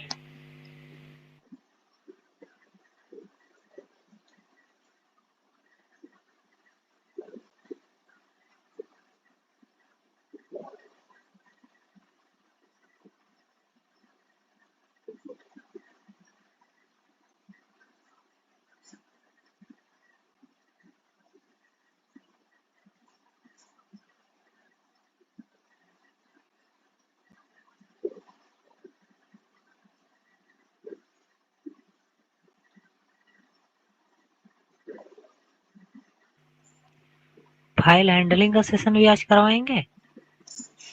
फाइल हैंडलिंग का देखो अभी वीक 8 में है ना वो जाके। हाँ। फाइल हैंडलिंग का हम एक काम करेंगे, आज पहले भी ये वाला चीजें करते हैं। फाइल ये हैंडलिंग का वाला एक ये बोलो वाला बोलो, खत्म करके इस पे जो मतलब जितने बेसिस क्वेश्चंस हैं। पहले वो करेंगे, फिर फाइल हाँ। हैंडलिंग का अब हम अगले सेशन में फाइल हैंडलिंग से ही शुरू करेंगे और वही चीज करेंगे फिर से फाइल हैंडलिंग हाँ, उस सेशन में। अभी इससे रिलेटेड जितने भी क्वेश्चंस हों, मतलब 10, 15, 20 जितने भी सेंड कर दीजिएगा हम्म आज। जो भी होगा मैं सेंड कर दूंगा। हाँ, क्योंकि मेजर पार्ट इसी का है।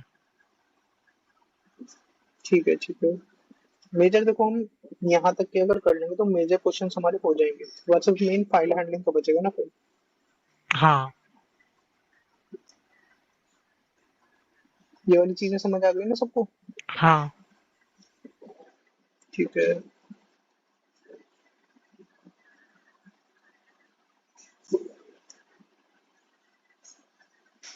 देखो ये वही जैसे इक्वल टू वाले ऑपरेटर्स थे वैसे ही लेस देन वाले ऑपरेटर्स भी हो सकते हैं। तो अब ये यहाँ पे वही म्यूटेबिलिटी क्या होता है, जैसे बताया था ना मैंने तुम्हें कि टपल होता है इम्यूटेबल, वैसे इंटीजर जो होता है हमारा,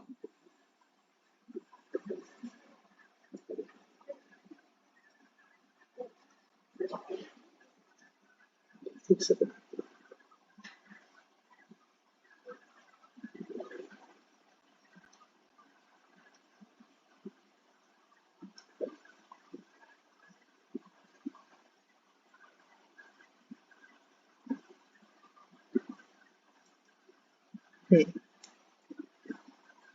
म्यूटेबल का मतलब होता है कि हम वैल्यू चेंज कर सकते हैं, और इम्यूटेबल का मतलब है वैल्यू चेंज नहीं कर सकते हैं।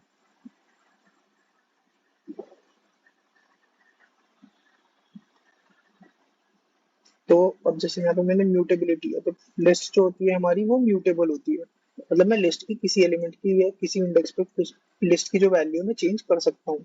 जैसे यहाँ मैंने करी ना, पहले 1 2 3 थी, अब मैंने 2 इंडेक्स पे वैल्यू 9 कर दी, तो लिस्ट की मैं वैल्यू चेंज कर सकता हूँ। बट जैसे टपल में था, टपल इम्यूटेबल है, टपल में मैं वैल्यू चेंज नहीं कर सकता।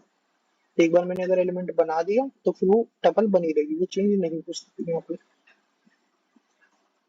अब इंटीजर्स आर इम्यूटेबल, जैसे हमने टपल होती है वैसे ही इंटीजर भी वही है, इंटीजर की भी मैं वैल्यू चेंज नहीं कर सकता, इम्यूटेबल।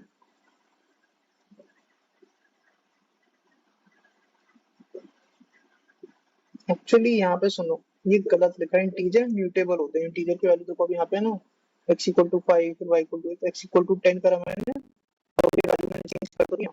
इंटीजर म्यूटेबल होते हैं, टपल होता है इम्यूटेबल भी।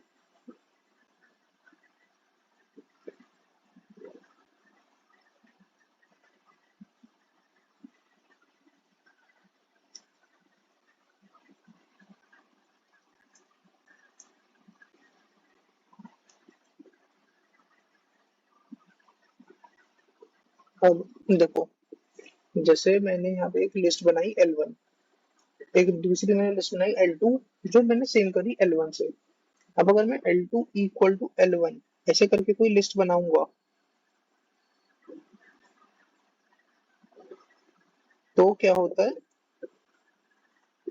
अगर मैंने ऐसे L2 इक्वल टू L1 करके बनाई, तो ये जो हमारी लिस्ट होती है ना, वो क्या होगा, अब मैं अगर किसी एक में भी L1 में मैंने जैसे यहाँ पे वैल्यू चेंज करूंगा ना, तो L1 और L2 दोनों में चेंज होगी। क्यों? क्योंकि अगर मैं equal to L2 equal to L1 करके इस तरीके से लिस्ट बनाऊंगा, तो ये जो हमारी नई वाली L2 वाली लिस्ट है वो किसी नई मेमोरी लोकेशन में उसकी वो एक नई लिस्ट नहीं बनेगी, वो बस हमारी इसी लिस्ट को पॉइंट करने के लिए एक नया नाम बन गया। जैसे पहले इस लिस्ट का नाम L1 था, अब इसी को पॉइंट करने के लिए एक और नाम यहाँ पे हमारा आ गया L2। इसकी जगह अगर मैं L2 equal to L1 dot copy करके होता है फंक्शन उससे बनाऊं तो फिर वो अलग से लोकेशन पे बनती है, बट मैं इक्वल टू L1 करके बनाऊंगा सिर्फ तो वो उसी के लिए बस एक नया नाम असाइन हो गया, एक तरीके से वो होता है। सेम क्वेश्चन क्विज 1 में आया था, मैं कंफ्यूज हो गया था। ये वाला चीज एक्चुअली ये कंफ्यूज करने के लिए आती है। देखो कॉपी यहाँ पे वही कॉपी बनाने के तरीके हैं कि एक तो जैसे मैंने नॉर्मली लिस्ट बनाई, सबसे पहला तरीका है कि मैं लिस्ट फंक्शन में पास कर दूं वही लिस्ट और उससे बनाऊं। अब इससे जो कॉपी बनेगी इसमें हमारी जो है मेमोरी लोकेट में अलग अलग मेमोरी में बनेगी।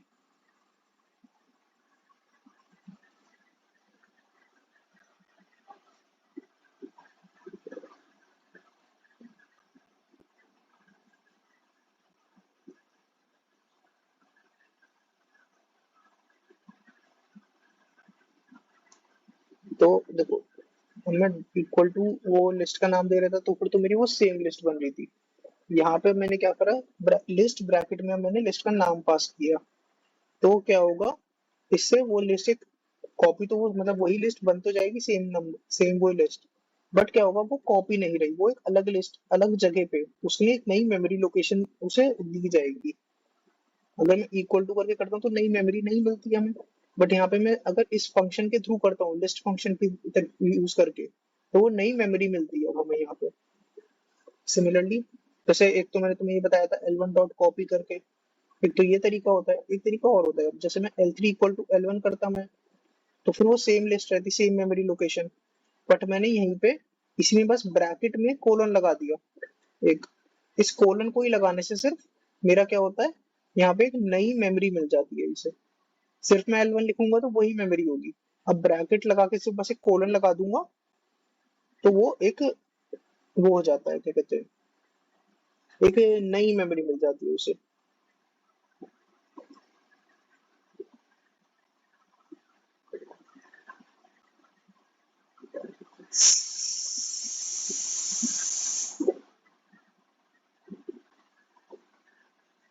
देखो जैसे अब मैंने यहाँ पे सेम मेमोरी बना सेम एक लिस्ट बनाई इनकी कॉपीज बनाई, अब अगर मैं यहाँ पे देखो अब नीचे मैंने चेंजेस करे ना L2 का मैंने 0 एलिमेंट करा 100, L3 का फर्स्ट एलिमेंट 200, L4 का सेकंड इंडेक्स का एलिमेंट 300।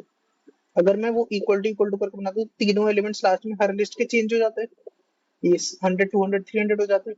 पर तुम देखो L1 का मैंने यहाँ पे चेंज नहीं किया तो L1 वही रही, L2 का सिर्फ 0th एलिमेंट चेंज हुआ, L3 का सिर्फ सेकंड एलिमेंट चेंज हुआ फर्स्ट वाला मतलब इंडेक्स का, और L3 का L4 का सिर्फ सेकंड इंडेक्स का एलिमेंट चेंज हो रहा है यहाँ पे। ये कॉपी वाली चीज समझ आई सबको? देखो ये इंपॉर्टेंट चीज है, ये आ सकती है।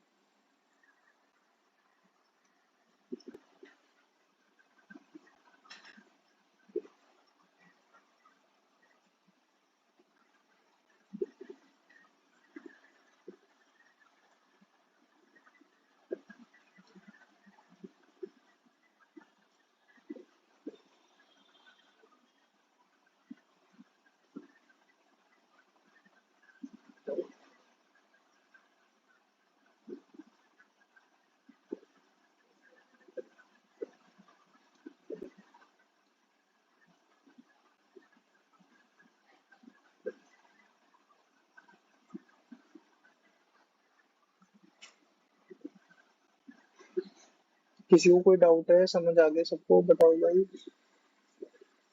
और लोग भी बताओ।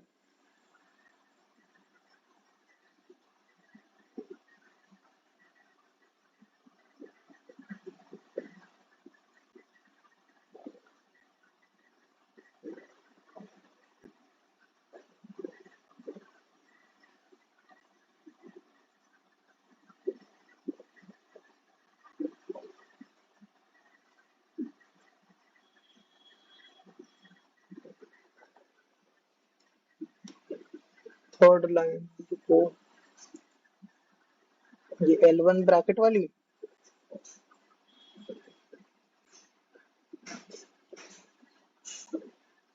हाँ देखो ये जो थर्ड लाइन है ना इसमें क्या है, ब्रैकेट्स लगा के अगर मैं कोलन लगा रहा हूँ इसका मतलब हमें सारे एलिमेंट्स कंसिडर करने हैं और उसकी बस कॉपी बनानी है। अगर मैं ये ब्रैकेट नहीं लगाऊंगा तो वो सेम लोकेशन वाली बनती है, बट अगर मैं ब्रैकेट लगा के करता हूँ तो वो सारे एलिमेंट्स की एक दूसरी कॉपी बना देता है, दूसरी नई लोकेशन में उन्हें बना देता है एक कॉपी। अभी समझ आया? देखो ब्रैकेट और कोलन का जो सिग्निफिकेंस है ना वो बस ये है, उसका काम इतना होता है ब्रैकेट लगा के कोलन लगाने का कि वो सारे एलिमेंट्स कंसिडर हो रहे हैं हमारे, ये दिखाने के लिए बस। कोलन लगाने का मतलब यहाँ पे यही है कि सारे एलिमेंट के सारे एलिमेंट्स हैं, ये है बस उसका मतलब। अब अगर हमें ये देखना है कि दो लिस्ट की सेम मेमोरी लोकेशन है या नहीं है, तो मैं क्या करूंगा, एक मेरा जैसे इन कीवर्ड होता है किसी एक एलिमेंट को चेक करने के लिए कि वो उसमें है या नहीं है किसी लिस्ट में, टपल में या कहीं पे, वैसे ही एक इज कीवर्ड होता है। इज मतलब जैसे मैंने L1 इज L2, तो यहाँ पे वो एक तरीके से यहाँ पे जो मैं चेक कर रहा हूँ ना वो ये है L1 इज L2 को, का मतलब क्या है, बस ये है L1 इक्वल टू L2, ये चीज मैं चेक कर रहा हूँ। ठीक है, अब इससे क्या होगा, अगर वो इक्वल है दोनों, यहाँ पे इक्वल टू का यहाँ पे जो इज का मतलब है इक्वल टू से तो हमारी होती है वैल्यूज चेक कि वैल्यू सेम है या नहीं है, और इज से हमारी ये चेक होगी कि वैल्यू और लोकेशन भी, क्या लोकेशन भी उसकी सेम है या नहीं है, क्योंकि वरना देखो मान लो वैल्यूज तो सेम हो सकती है पर L1 is L2 location same नहीं है, तो इसमें वो यहाँ पे फॉल्स आ गया। सिमिलरली L3 के साथ भी फॉल्स, L4 के साथ भी। पर मैंने यहाँ L5 इक्वल टू L1 जो हमने देखो शुरू में देखा था कॉपी बिल्कुल वो वाली है ये। L5 इज L1 यहाँ पे मेमोरी भी सेम, एलिमेंट्स भी सेम है हमारे, और एक्चुअली लोकेशन सेम है तो एलिमेंट सेम ही है, तो इसीलिए यहाँ पे ट्रू आ गया मेरा। ये इस वाली चीज समझ आई?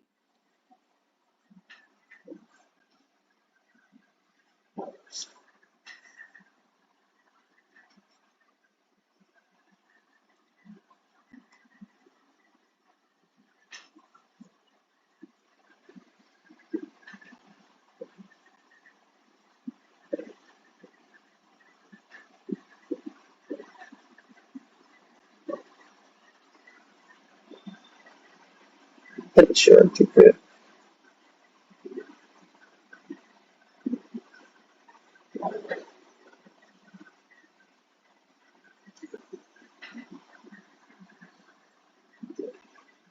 देखो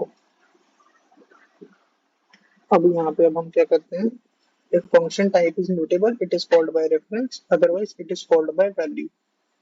इसका मतलब क्या है तो हम बताते हैं।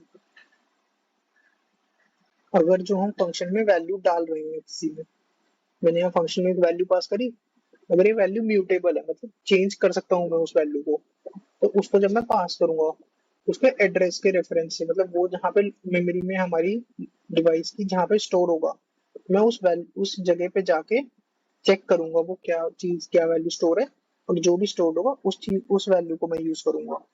तो इस तरीके से होती है अगर वो चीज हमारी म्यूटेबल है। अगर इम्यूटेबल है यानी चेंज नहीं कर सकती, क्योंकि देखो अगर चेंज हो सकती है तो मैं उस लोकेशन पे जाके हमेशा हर बार में चेक करना पड़ेगा ना कि वैल्यू वही है या कभी चेंज हो गई तो फिर मुझे चेंज वाली वैल्यू यूज करनी है। बट अगर वो इम्यूटेबल है तो मैं जो वैल्यू डाल रहा हूँ वही वैल्यू रहेगी, वो चेंज हो नहीं सकती, तो मैं बस उसी वैल्यू से डायरेक्टली यहाँ पे कर लेता हूँ उसे, यहाँ पे मुझे चेक करने की जरूरत ही नहीं है। समझ आया ये? देखो जैसे यहाँ पे हमने एक्स एक लिस्ट है, एक लिस्ट मैंने इसमें पास करी, तो यहाँ पे पास जब मैंने करी ना तो ये बाय वो हुई है, मतलब बाय रेफरेंस, मतलब ये हर बार इसके एड्रेस पे इसकी लोकेशन पे जाके एलिमेंट को चेक करेगा और उसके बाद इस वैल्यू को प्रोसेस करेगा। ये वाला पॉइंट समझ आया? Repeat it again. देखो अगर फंक्शन की जो वैल्यू है, फंक्शन में हमने जो वैल्यू पास करी है वो है म्यूटेबल यानी चेंज कर सकते हैं उस वैल्यू को, जैसे मैं हमारी जो लिस्ट है लिस्ट की मैं कोई वैल्यू चेंज कर सकता हूँ, तो उसको हम जब वैल्यू को पास करेंगे तो क्या करेगा वो उसकी लोकेशन पे जाएगा, जहाँ पे भी मेरा वो एलिमेंट स्टोर्ड है उस लोकेशन पे जाएगा, उस लोकेशन पे चेक करेगा एक्चुअली में वैल्यू क्या है, और फिर वो जो वैल्यू एक्चुअली में स्टोर्ड है उस वैल्यू को यूज करेगा वो यहाँ पे। बट अगर मैं उसे पास करता हूँ कोई ऐसी इम्यूटेबल यानी कोई ऐसी वैल्यू जो चेंज नहीं हो सकती कभी, ठीक है, तो उस टाइप की वैल्यू में वो क्या करता है, वो वहां से सीधा वैल्यू ही ले लेता है। क्यों? देखो अगर चेंज हो सकती है तो क्या पता मैं जो वैल्यू पास करूँ वो पुरानी पास करूँ, बट मैंने चेंज कर दी हो, तो उसे हर बार जाके चेक करना पड़ता है कि वैल्यू वही है या नहीं है। अगर नहीं है तो नई जो वैल्यू की मैं वो वाली वैल्यू यूज करूँ, फंक्शन को ये चेक करना पड़ेगा। बट अगर वो इम्यूटेबल है, यानी मतलब वो चेंज हो ही नहीं सकती, तो उसमें लोकेशन में जाने की कोई जरूरत ही नहीं, क्योंकि चेंज जब वैल्यू हो ही नहीं सकती है तो हम क्यों ही वहां पे जाएंगे, हम डायरेक्टली उसकी फिर वैल्यू यूज कर सकते हैं। समझ आया ये? अब आया समझ? Yes. बाकी लोग भी बताओ एक बार।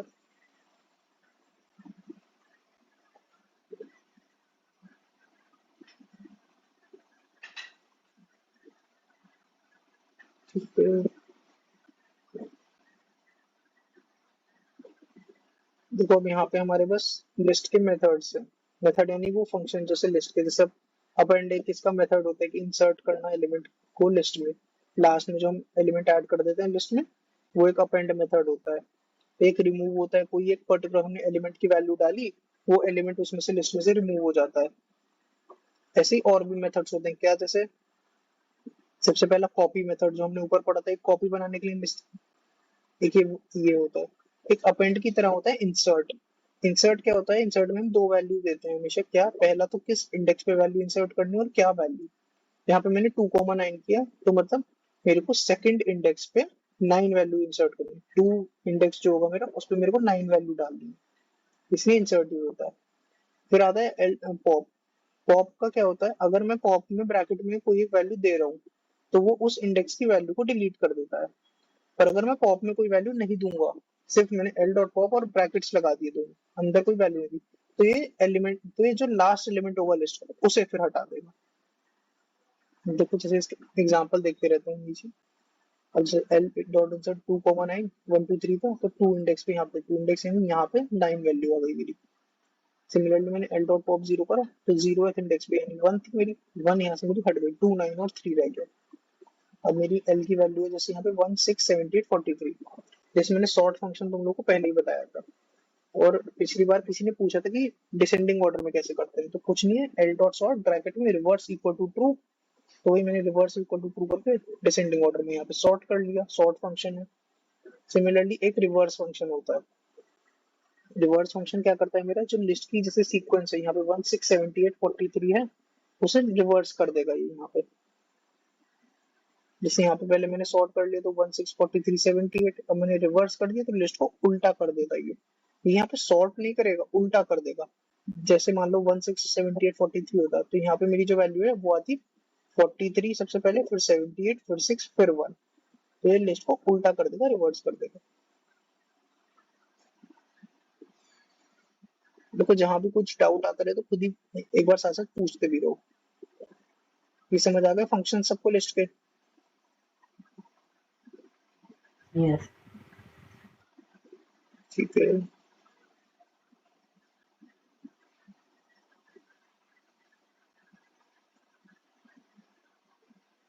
तो ऐसे ही हमारे जैसे टपल्स हमने देखे थे।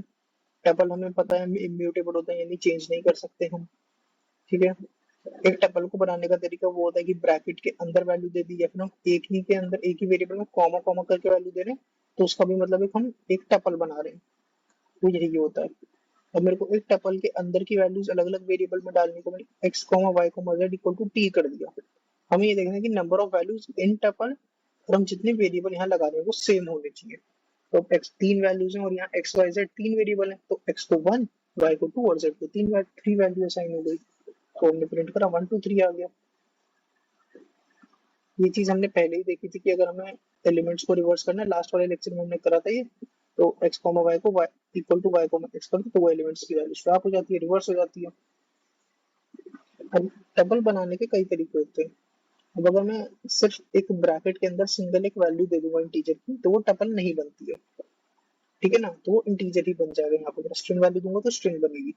बट अगर मुझे सिंगल एलिमेंट की टपल बनानी है तो उसका क्या तरीका है, टी इक्वल टू 10 ब्रैकेट के अंदर 10 और फिर कॉमा, अगर मैं कॉमा लगा दूंगा तो वो टपल बन जाएगी।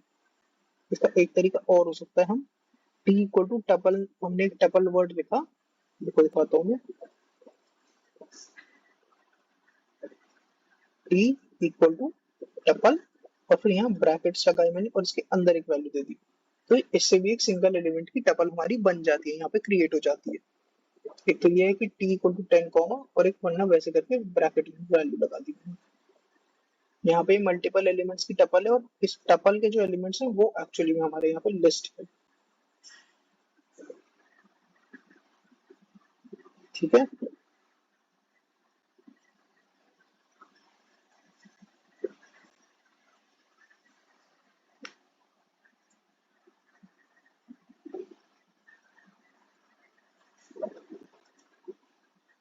ये चीज समझ आ गई इन सबको?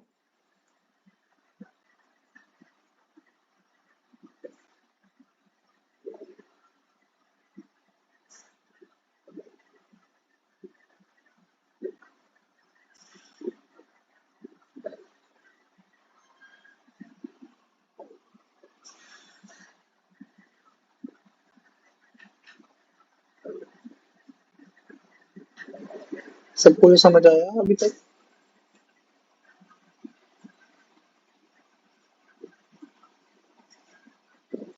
ठीक है, ठीक है।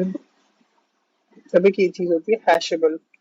हैशेबल मतलब मैं उनकी वैल्यूज को एक तरीके से वो कर सकता हूँ, क्या कहते हैं मतलब उनकी वैल्यूज को ट्रैवर्स कर सकता हूँ, तुम कहो, या फिर जैसे यूज कर सकता हूँ कहीं पे कि जैसे मैंने फॉर आई इन एल में करता हूँ लिस्ट में, तो वो लिस्ट का एक एक एलिमेंट मैं ऐसे करके आई में स्टोर करके यूज कर सकता हूँ।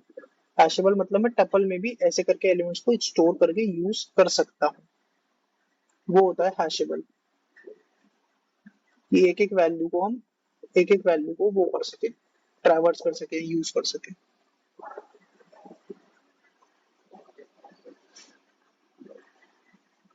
अब इसके बाद एक बार हम डिक्शनरी देखते हैं। डिक्शनरी वही है, हमने देखा था की वैल्यू पेयर होता है, की फिर कोलन वैल्यू करते हैं, तो इससे हम डिक्शनरी बना सकते हैं अपनी। डिक्शनरी बनाने के और भी दो तरीके होते हैं, क्या? अब जैसे डी नाम की डिक्शनरी बनानी है तो d equal to curly brackets लगा दो, इस तरीके से भी डिक्शनरी बना सकते हो। जैसे d equal to dict, dict keyword होता है DICT और ब्रैकेट्स लगा दो, इससे भी एक डिक्शनरी बन जाएगी मेरी।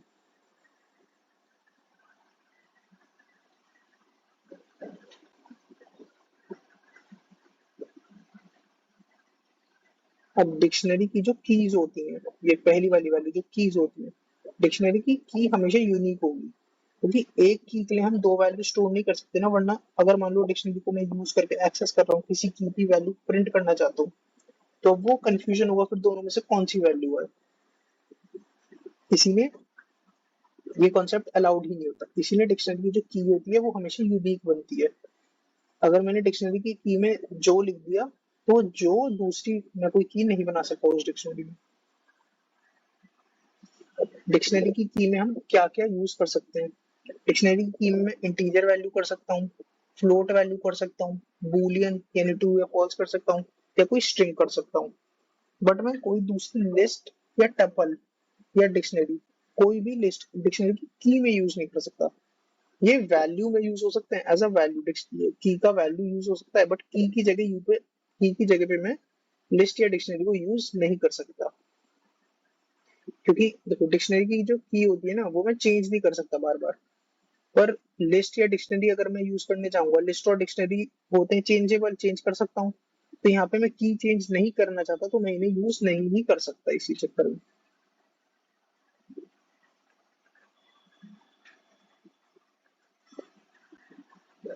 अब वैल्यूज क्या क्या हो सकती हैं हमारी डिक्शनरी में?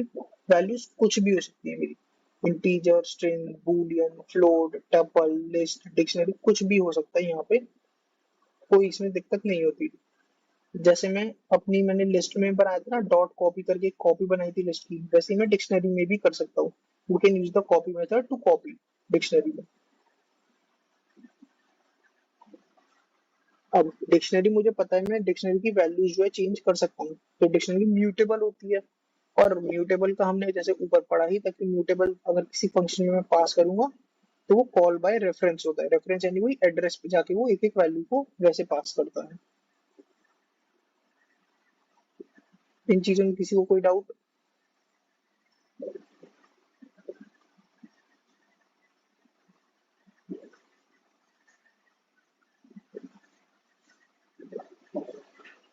देखो जैसे भी डाउट हो बताते रहो साथ साथ, कोई शर्माना मत कि कोई डाउट है तो पूछेंगे तुम डाउट पूछ सको, इसी में तुमने कोर्स ज्वाइन किया है तो डाउट्स पूछते रहो साथ साथ।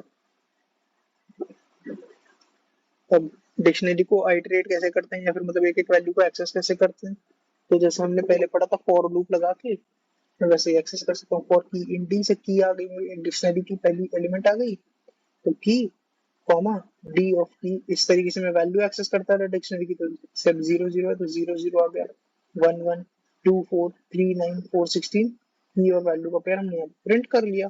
वही फॉर की इन डी एक एक एलिमेंट को मैं वैसे करके एक्सेस कर सकता हूँ इसमें। डिक्शनरी के तीन और फंक्शन होते हैं हमारे पास, एक D dot keys, dot values और डॉट आइटम्स। डॉट कीज क्या करता है हमारा, डिक्शनरी की सारी जो कीज हैं उन्हें एक लिस्ट के अंदर दे देता है की, जैसे की यानी पहला वाला कोलन से पहला वाला 0 1 2 3 4, देखो ये डॉट कीज लगाया मैंने तो ये एक लिस्ट के अंदर यहाँ पे आ गई। डॉट वैल्यू से वही वैल्यूज आ जाती है 0 1 4 9 16, यहाँ पे मेरी वैल्यूज आ गई सारी पांचों। और डी डॉट आइटम्स, आइटम से क्या होता है पूरी की पूरी वो डिक्शनरी की दे देता है सारे की वैल्यू पेयर, तो वो की वैल्यू के पेयर और उनको एक लिस्ट के अंदर करके, यहाँ पे लिस्ट है ना स्क्वायर ब्रैकेट, तो की वैल्यू पेयर को एक लिस्ट के अंदर करके हमारी डिक्शनरी में यहाँ दे दिया इसने।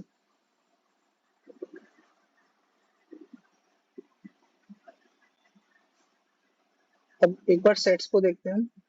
सेट हमने पढ़ा था कि सेट में हमने देखा ही था कि सेट में डुप्लीकेट एलिमेंट्स अलाउड नहीं होते, सेट डोंट अलाउ डुप्लीसिटी। अभी मैं कितनी भी बार मल्टीपल एलिमेंट्स डाल दूं वो एक एक बार ही आएंगे। देखो यहाँ पे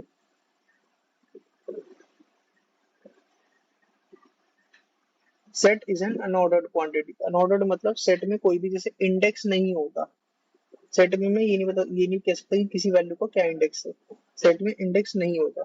हम ये नहीं कह सकते कि वन जो है वो 0th इंडेक्स पे है या फर्स्ट एलिमेंट है। हम सेट में ये वैल्यू ये नहीं देखते कि क्या पोजीशन है किसकी, क्योंकि सेट अनऑर्डर्ड होता है।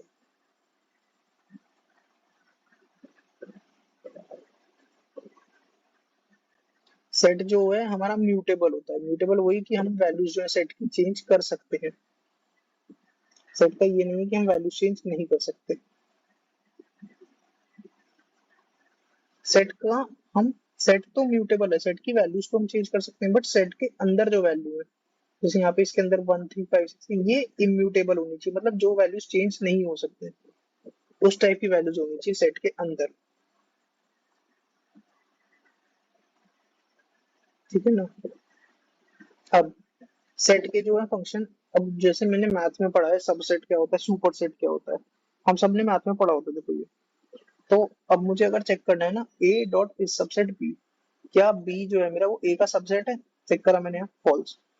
ए dot is superset B, A वो बी जो है ए का सुपर सेट है, नहीं ये भी गलत है तो यहाँ फिर से फॉल्स।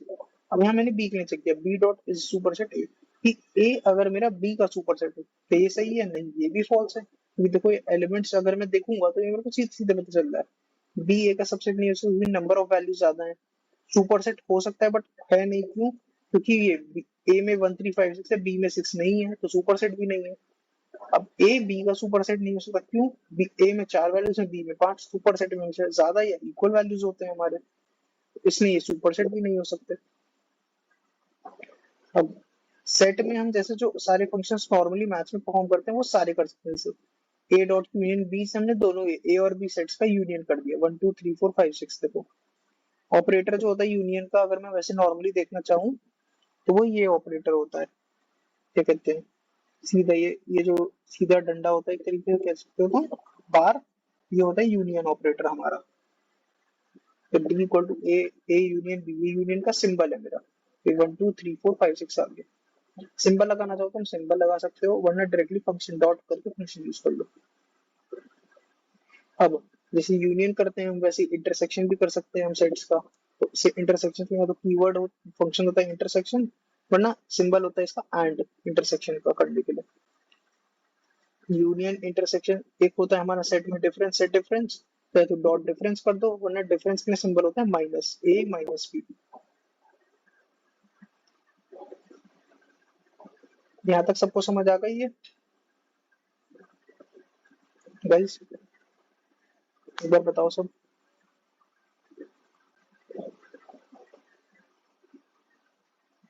और लोग भी बताओ।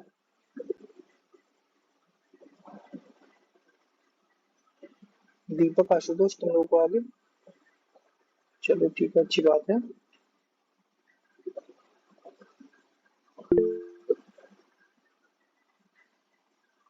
ठीक है आशुतोष, रिकॉर्डियन तुम लोग कह रहे हो कि बाद में ही है, तो अभी वो हम आगे ही देखेंगे रिकॉर्डियन को। जब रिकॉर्डियन नहीं तो फिर तुम्हारा बाइनरी सर्च भी नहीं आएगा, वो भी बाद में आएगा। फाइल हैंडलिंग देखो, हम एक काम करेंगे, अब बिल्कुल नए सेशन में स्टार्ट करेंगे। स्टार्टिंग से एंड तक वो पूरा सेशन हम सिर्फ फाइल हैंडलिंग का ही रखेंगे। उस सेशन में हम और कुछ नहीं करेंगे, फाइल हैंडलिंग और उसके कुछ क्वेश्चंस वगैरह देखेंगे, सिर्फ वही चीज करेंगे उधर। अब मुझे एक चीज बताओ एक बार पहले, क्वेश्चंस का अभी भी ये चीज हुई है, देखो कुछ लोग तुम में से ट्राई कर पाए हो, कुछ नहीं कर पाए हो। तो तुम ये बताओ तुम क्या चाहते हो कि क्वेश्चंस हम एक बार डिस्कस करें सारे, एक बार दोबारा ट्राई करना है, या तुम चाहते हो कि मैं सॉल्यूशन ही भेजूं डायरेक्टली या एक्सप्लेन करूं, क्या करना है बताओ तो। तुम किस तरीके से चाहते हो तुम सब? जो नहीं हो रहे हैं वो वाला तो या तो एक्सप्लेन करिए या तो सॉल्यूशन दीजिए। जैसे सॉल्यूशन तो मिल जाएगा कहीं ना कहीं से, बट एक्सप्लेनेशन ज्यादा जरूरी है। ठीक है, तो और लोग भी बताओ एक बार, मतलब देखो मैं इसलिए पूछ रहा हूँ क्योंकि सबने अभी तक ट्राई भी नहीं करा तुम लोगों में भी। तो तुम लोग थोड़ा सा और टाइम चाहते हो, या क्यों नहीं ट्राई कर रहे हो, कुछ ये बताओ रीजन।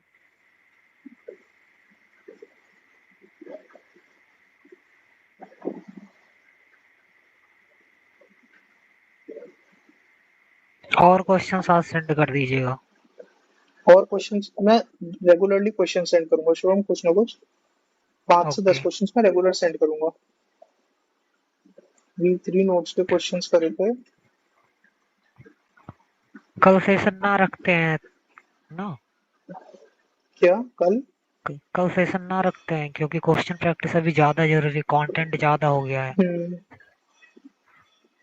एक काम करेंगे, कल फिर हम सेशन नहीं रखेंगे, मैं आज तुम्हें 5 क्वेश्चंस आज भेजूंगा। कल को हाँ। क्योंकि सेशन नहीं है तो कल भी 5 क्वेश्चन मैं भेज दूंगा तुम्हें। हम्म। आशुतोष, बात ये देखो सुनो, फाइल हैंडलिंग भी हम खत्म करेंगे, बट तुम्हें देखो फाइल हैंडलिंग का एक क्वेश्चन आना है, तुम लोगों ने बताया मैंडेटरीली, बट और भी बचे हुए भी क्वेश्चंस आएंगे। हमें बचे हुए क्वेश्चंस अगर तुम प्रैक्टिस ही नहीं करोगे तो कैसे होगा? क्योंकि बाकी लोगों ने अभी तक प्रैक्टिस भी नहीं करा। चलो तुमने प्रैक्टिस करे हैं, मुझे पता है शिवम ने भी करे हैं, अयाज ने भी, उसने बताया कि उसने वीक असाइनमेंट के करे हैं। दीपक तुम बताओ, तुमने करे थे प्रैक्टिस?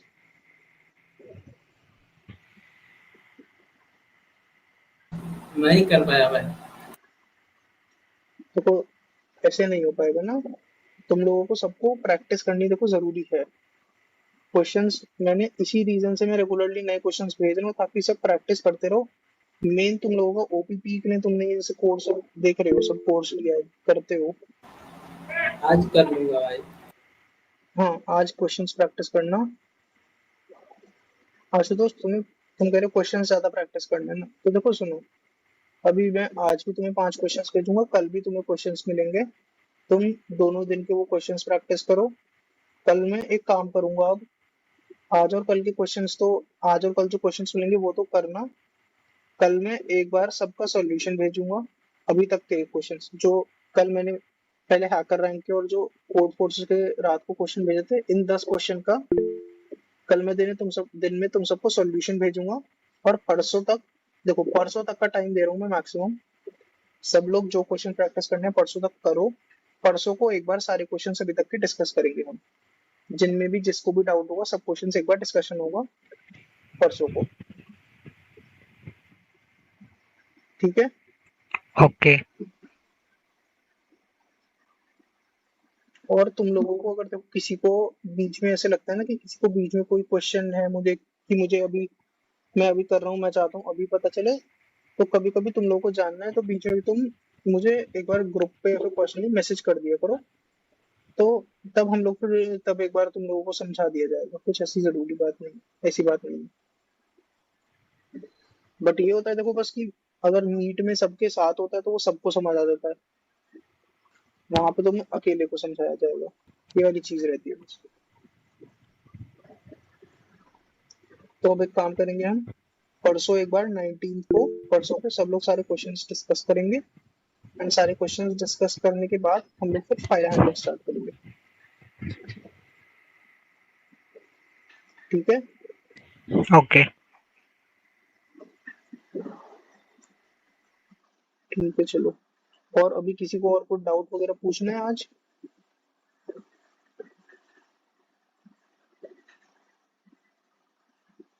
नहीं, आज डाउट नहीं है। और किसी को कोई कुछ भी डाउट है, कुछ पूछना हो? OPPE 1 क्वेश्चन 2 रुको,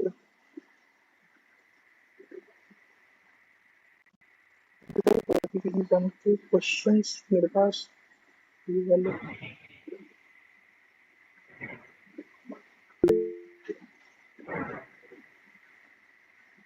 पब्लिक टेस्ट पास हो गया था बट प्राइवेट में नहीं आता। आशुतोष वो वही वाला क्वेश्चन है क्या जो तुमने मुझे पर्सनल पे एक बार भेजा था?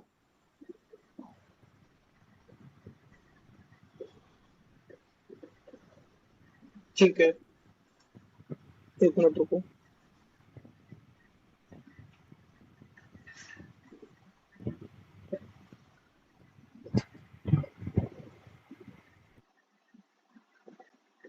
इसका मैंने तुमसे एक चीज पूछी थी आशुतोष, इसमें कहीं पे कुछ ऐसा है क्या कि ये इसमें कुछ और भी दिया हुआ है क्या नीचे क्वेश्चन में? तुमने मुझे एग्जांपल्स पूछे थे, करेक्ट फॉर्मेट एग्जांपल थे, रॉन्ग इनकरेक्ट फॉर्मेट थे, उसके नीचे कुछ और भी गिवन था क्या? क्योंकि प्राइवेट टेस्ट केस पास ना होने का रीजन यहाँ पे कुछ या तो ये है कि कुछ उसमें एक और भी कोई टेस्ट केस या कुछ ना कुछ पॉइंट है जो हम यहाँ पे कंस्ट्रेंट है जो कुछ अच्छा नहीं है कुछ और।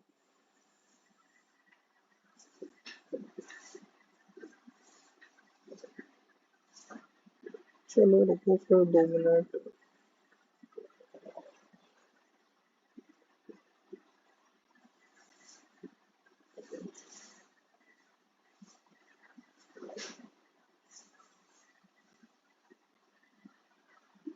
मैं एक बार एक काम करता हूँ आशुतोष, मैं इस क्वेश्चन को एक बार देखता हूँ कि इसमें, और मैं एक बार टेस्ट केसेस बना के देखता हूँ कि कुछ और स्पेशली इसमें बन सकता है या नहीं।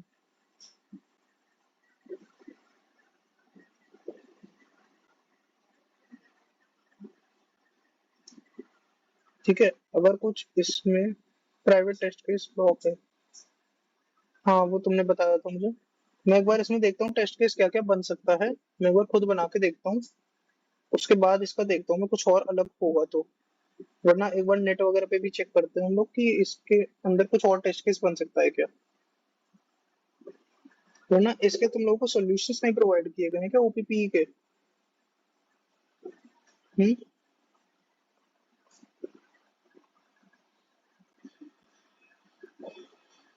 बताओ सब लोग।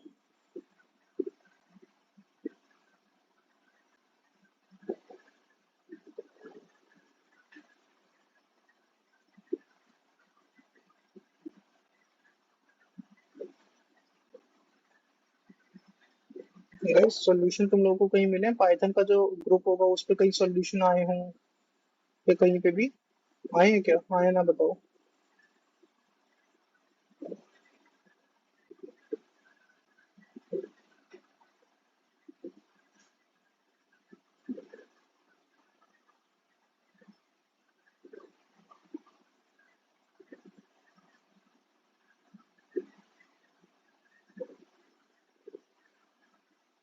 इसमें तो यहाँ पे सिर्फ PYQs हैं और तो कुछ नहीं है। अच्छा नहीं आया है। ठीक है, मैं एक बार देखता हूँ ऐसे क्वेश्चन को, अगर नहीं समझ आता है, नहीं पता चलता है तो आशुतोष मैं तुम्हें एक बार बताता हूँ, मैं मैसेज करूंगा, कुछ ना कुछ इसका जो भी सोल्यूशन होगा वो निकाल के एक बार आज मैं तुम्हें बताता हूँ बाय टू नाइट। ठीक है, और किसी को भी किसी क्वेश्चन में डाउट हो OPPE के तो वो पूछ सकता है, कोई बात नहीं। एज हम देखते हैं कुछ ना कुछ इसमें ऐसा चीज होगी जो हम लोगों को ही ध्यान नहीं जा रहा है अभी।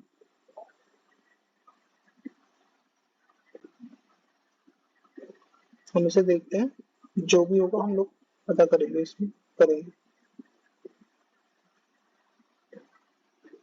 चलो ठीक है, फिर अभी आज की क्लास यहीं पे एंड करते हैं और क्वेश्चंस तुम लोग को भेज दिए जाएंगे। कुछ आज और फिर कुछ कल भेजे जाएंगे प्रैक्टिस के लिए। फिर कल तक का तुम्हारे पास टाइम है सारे के सारे क्वेश्चन प्रैक्टिस करने का, ठीक है? ओके, ओके चलो फिर, गुड इवनिंग भाई, मीट थैंक यू। करते हैं, चलो, थैंक यू भाई, वेलकम।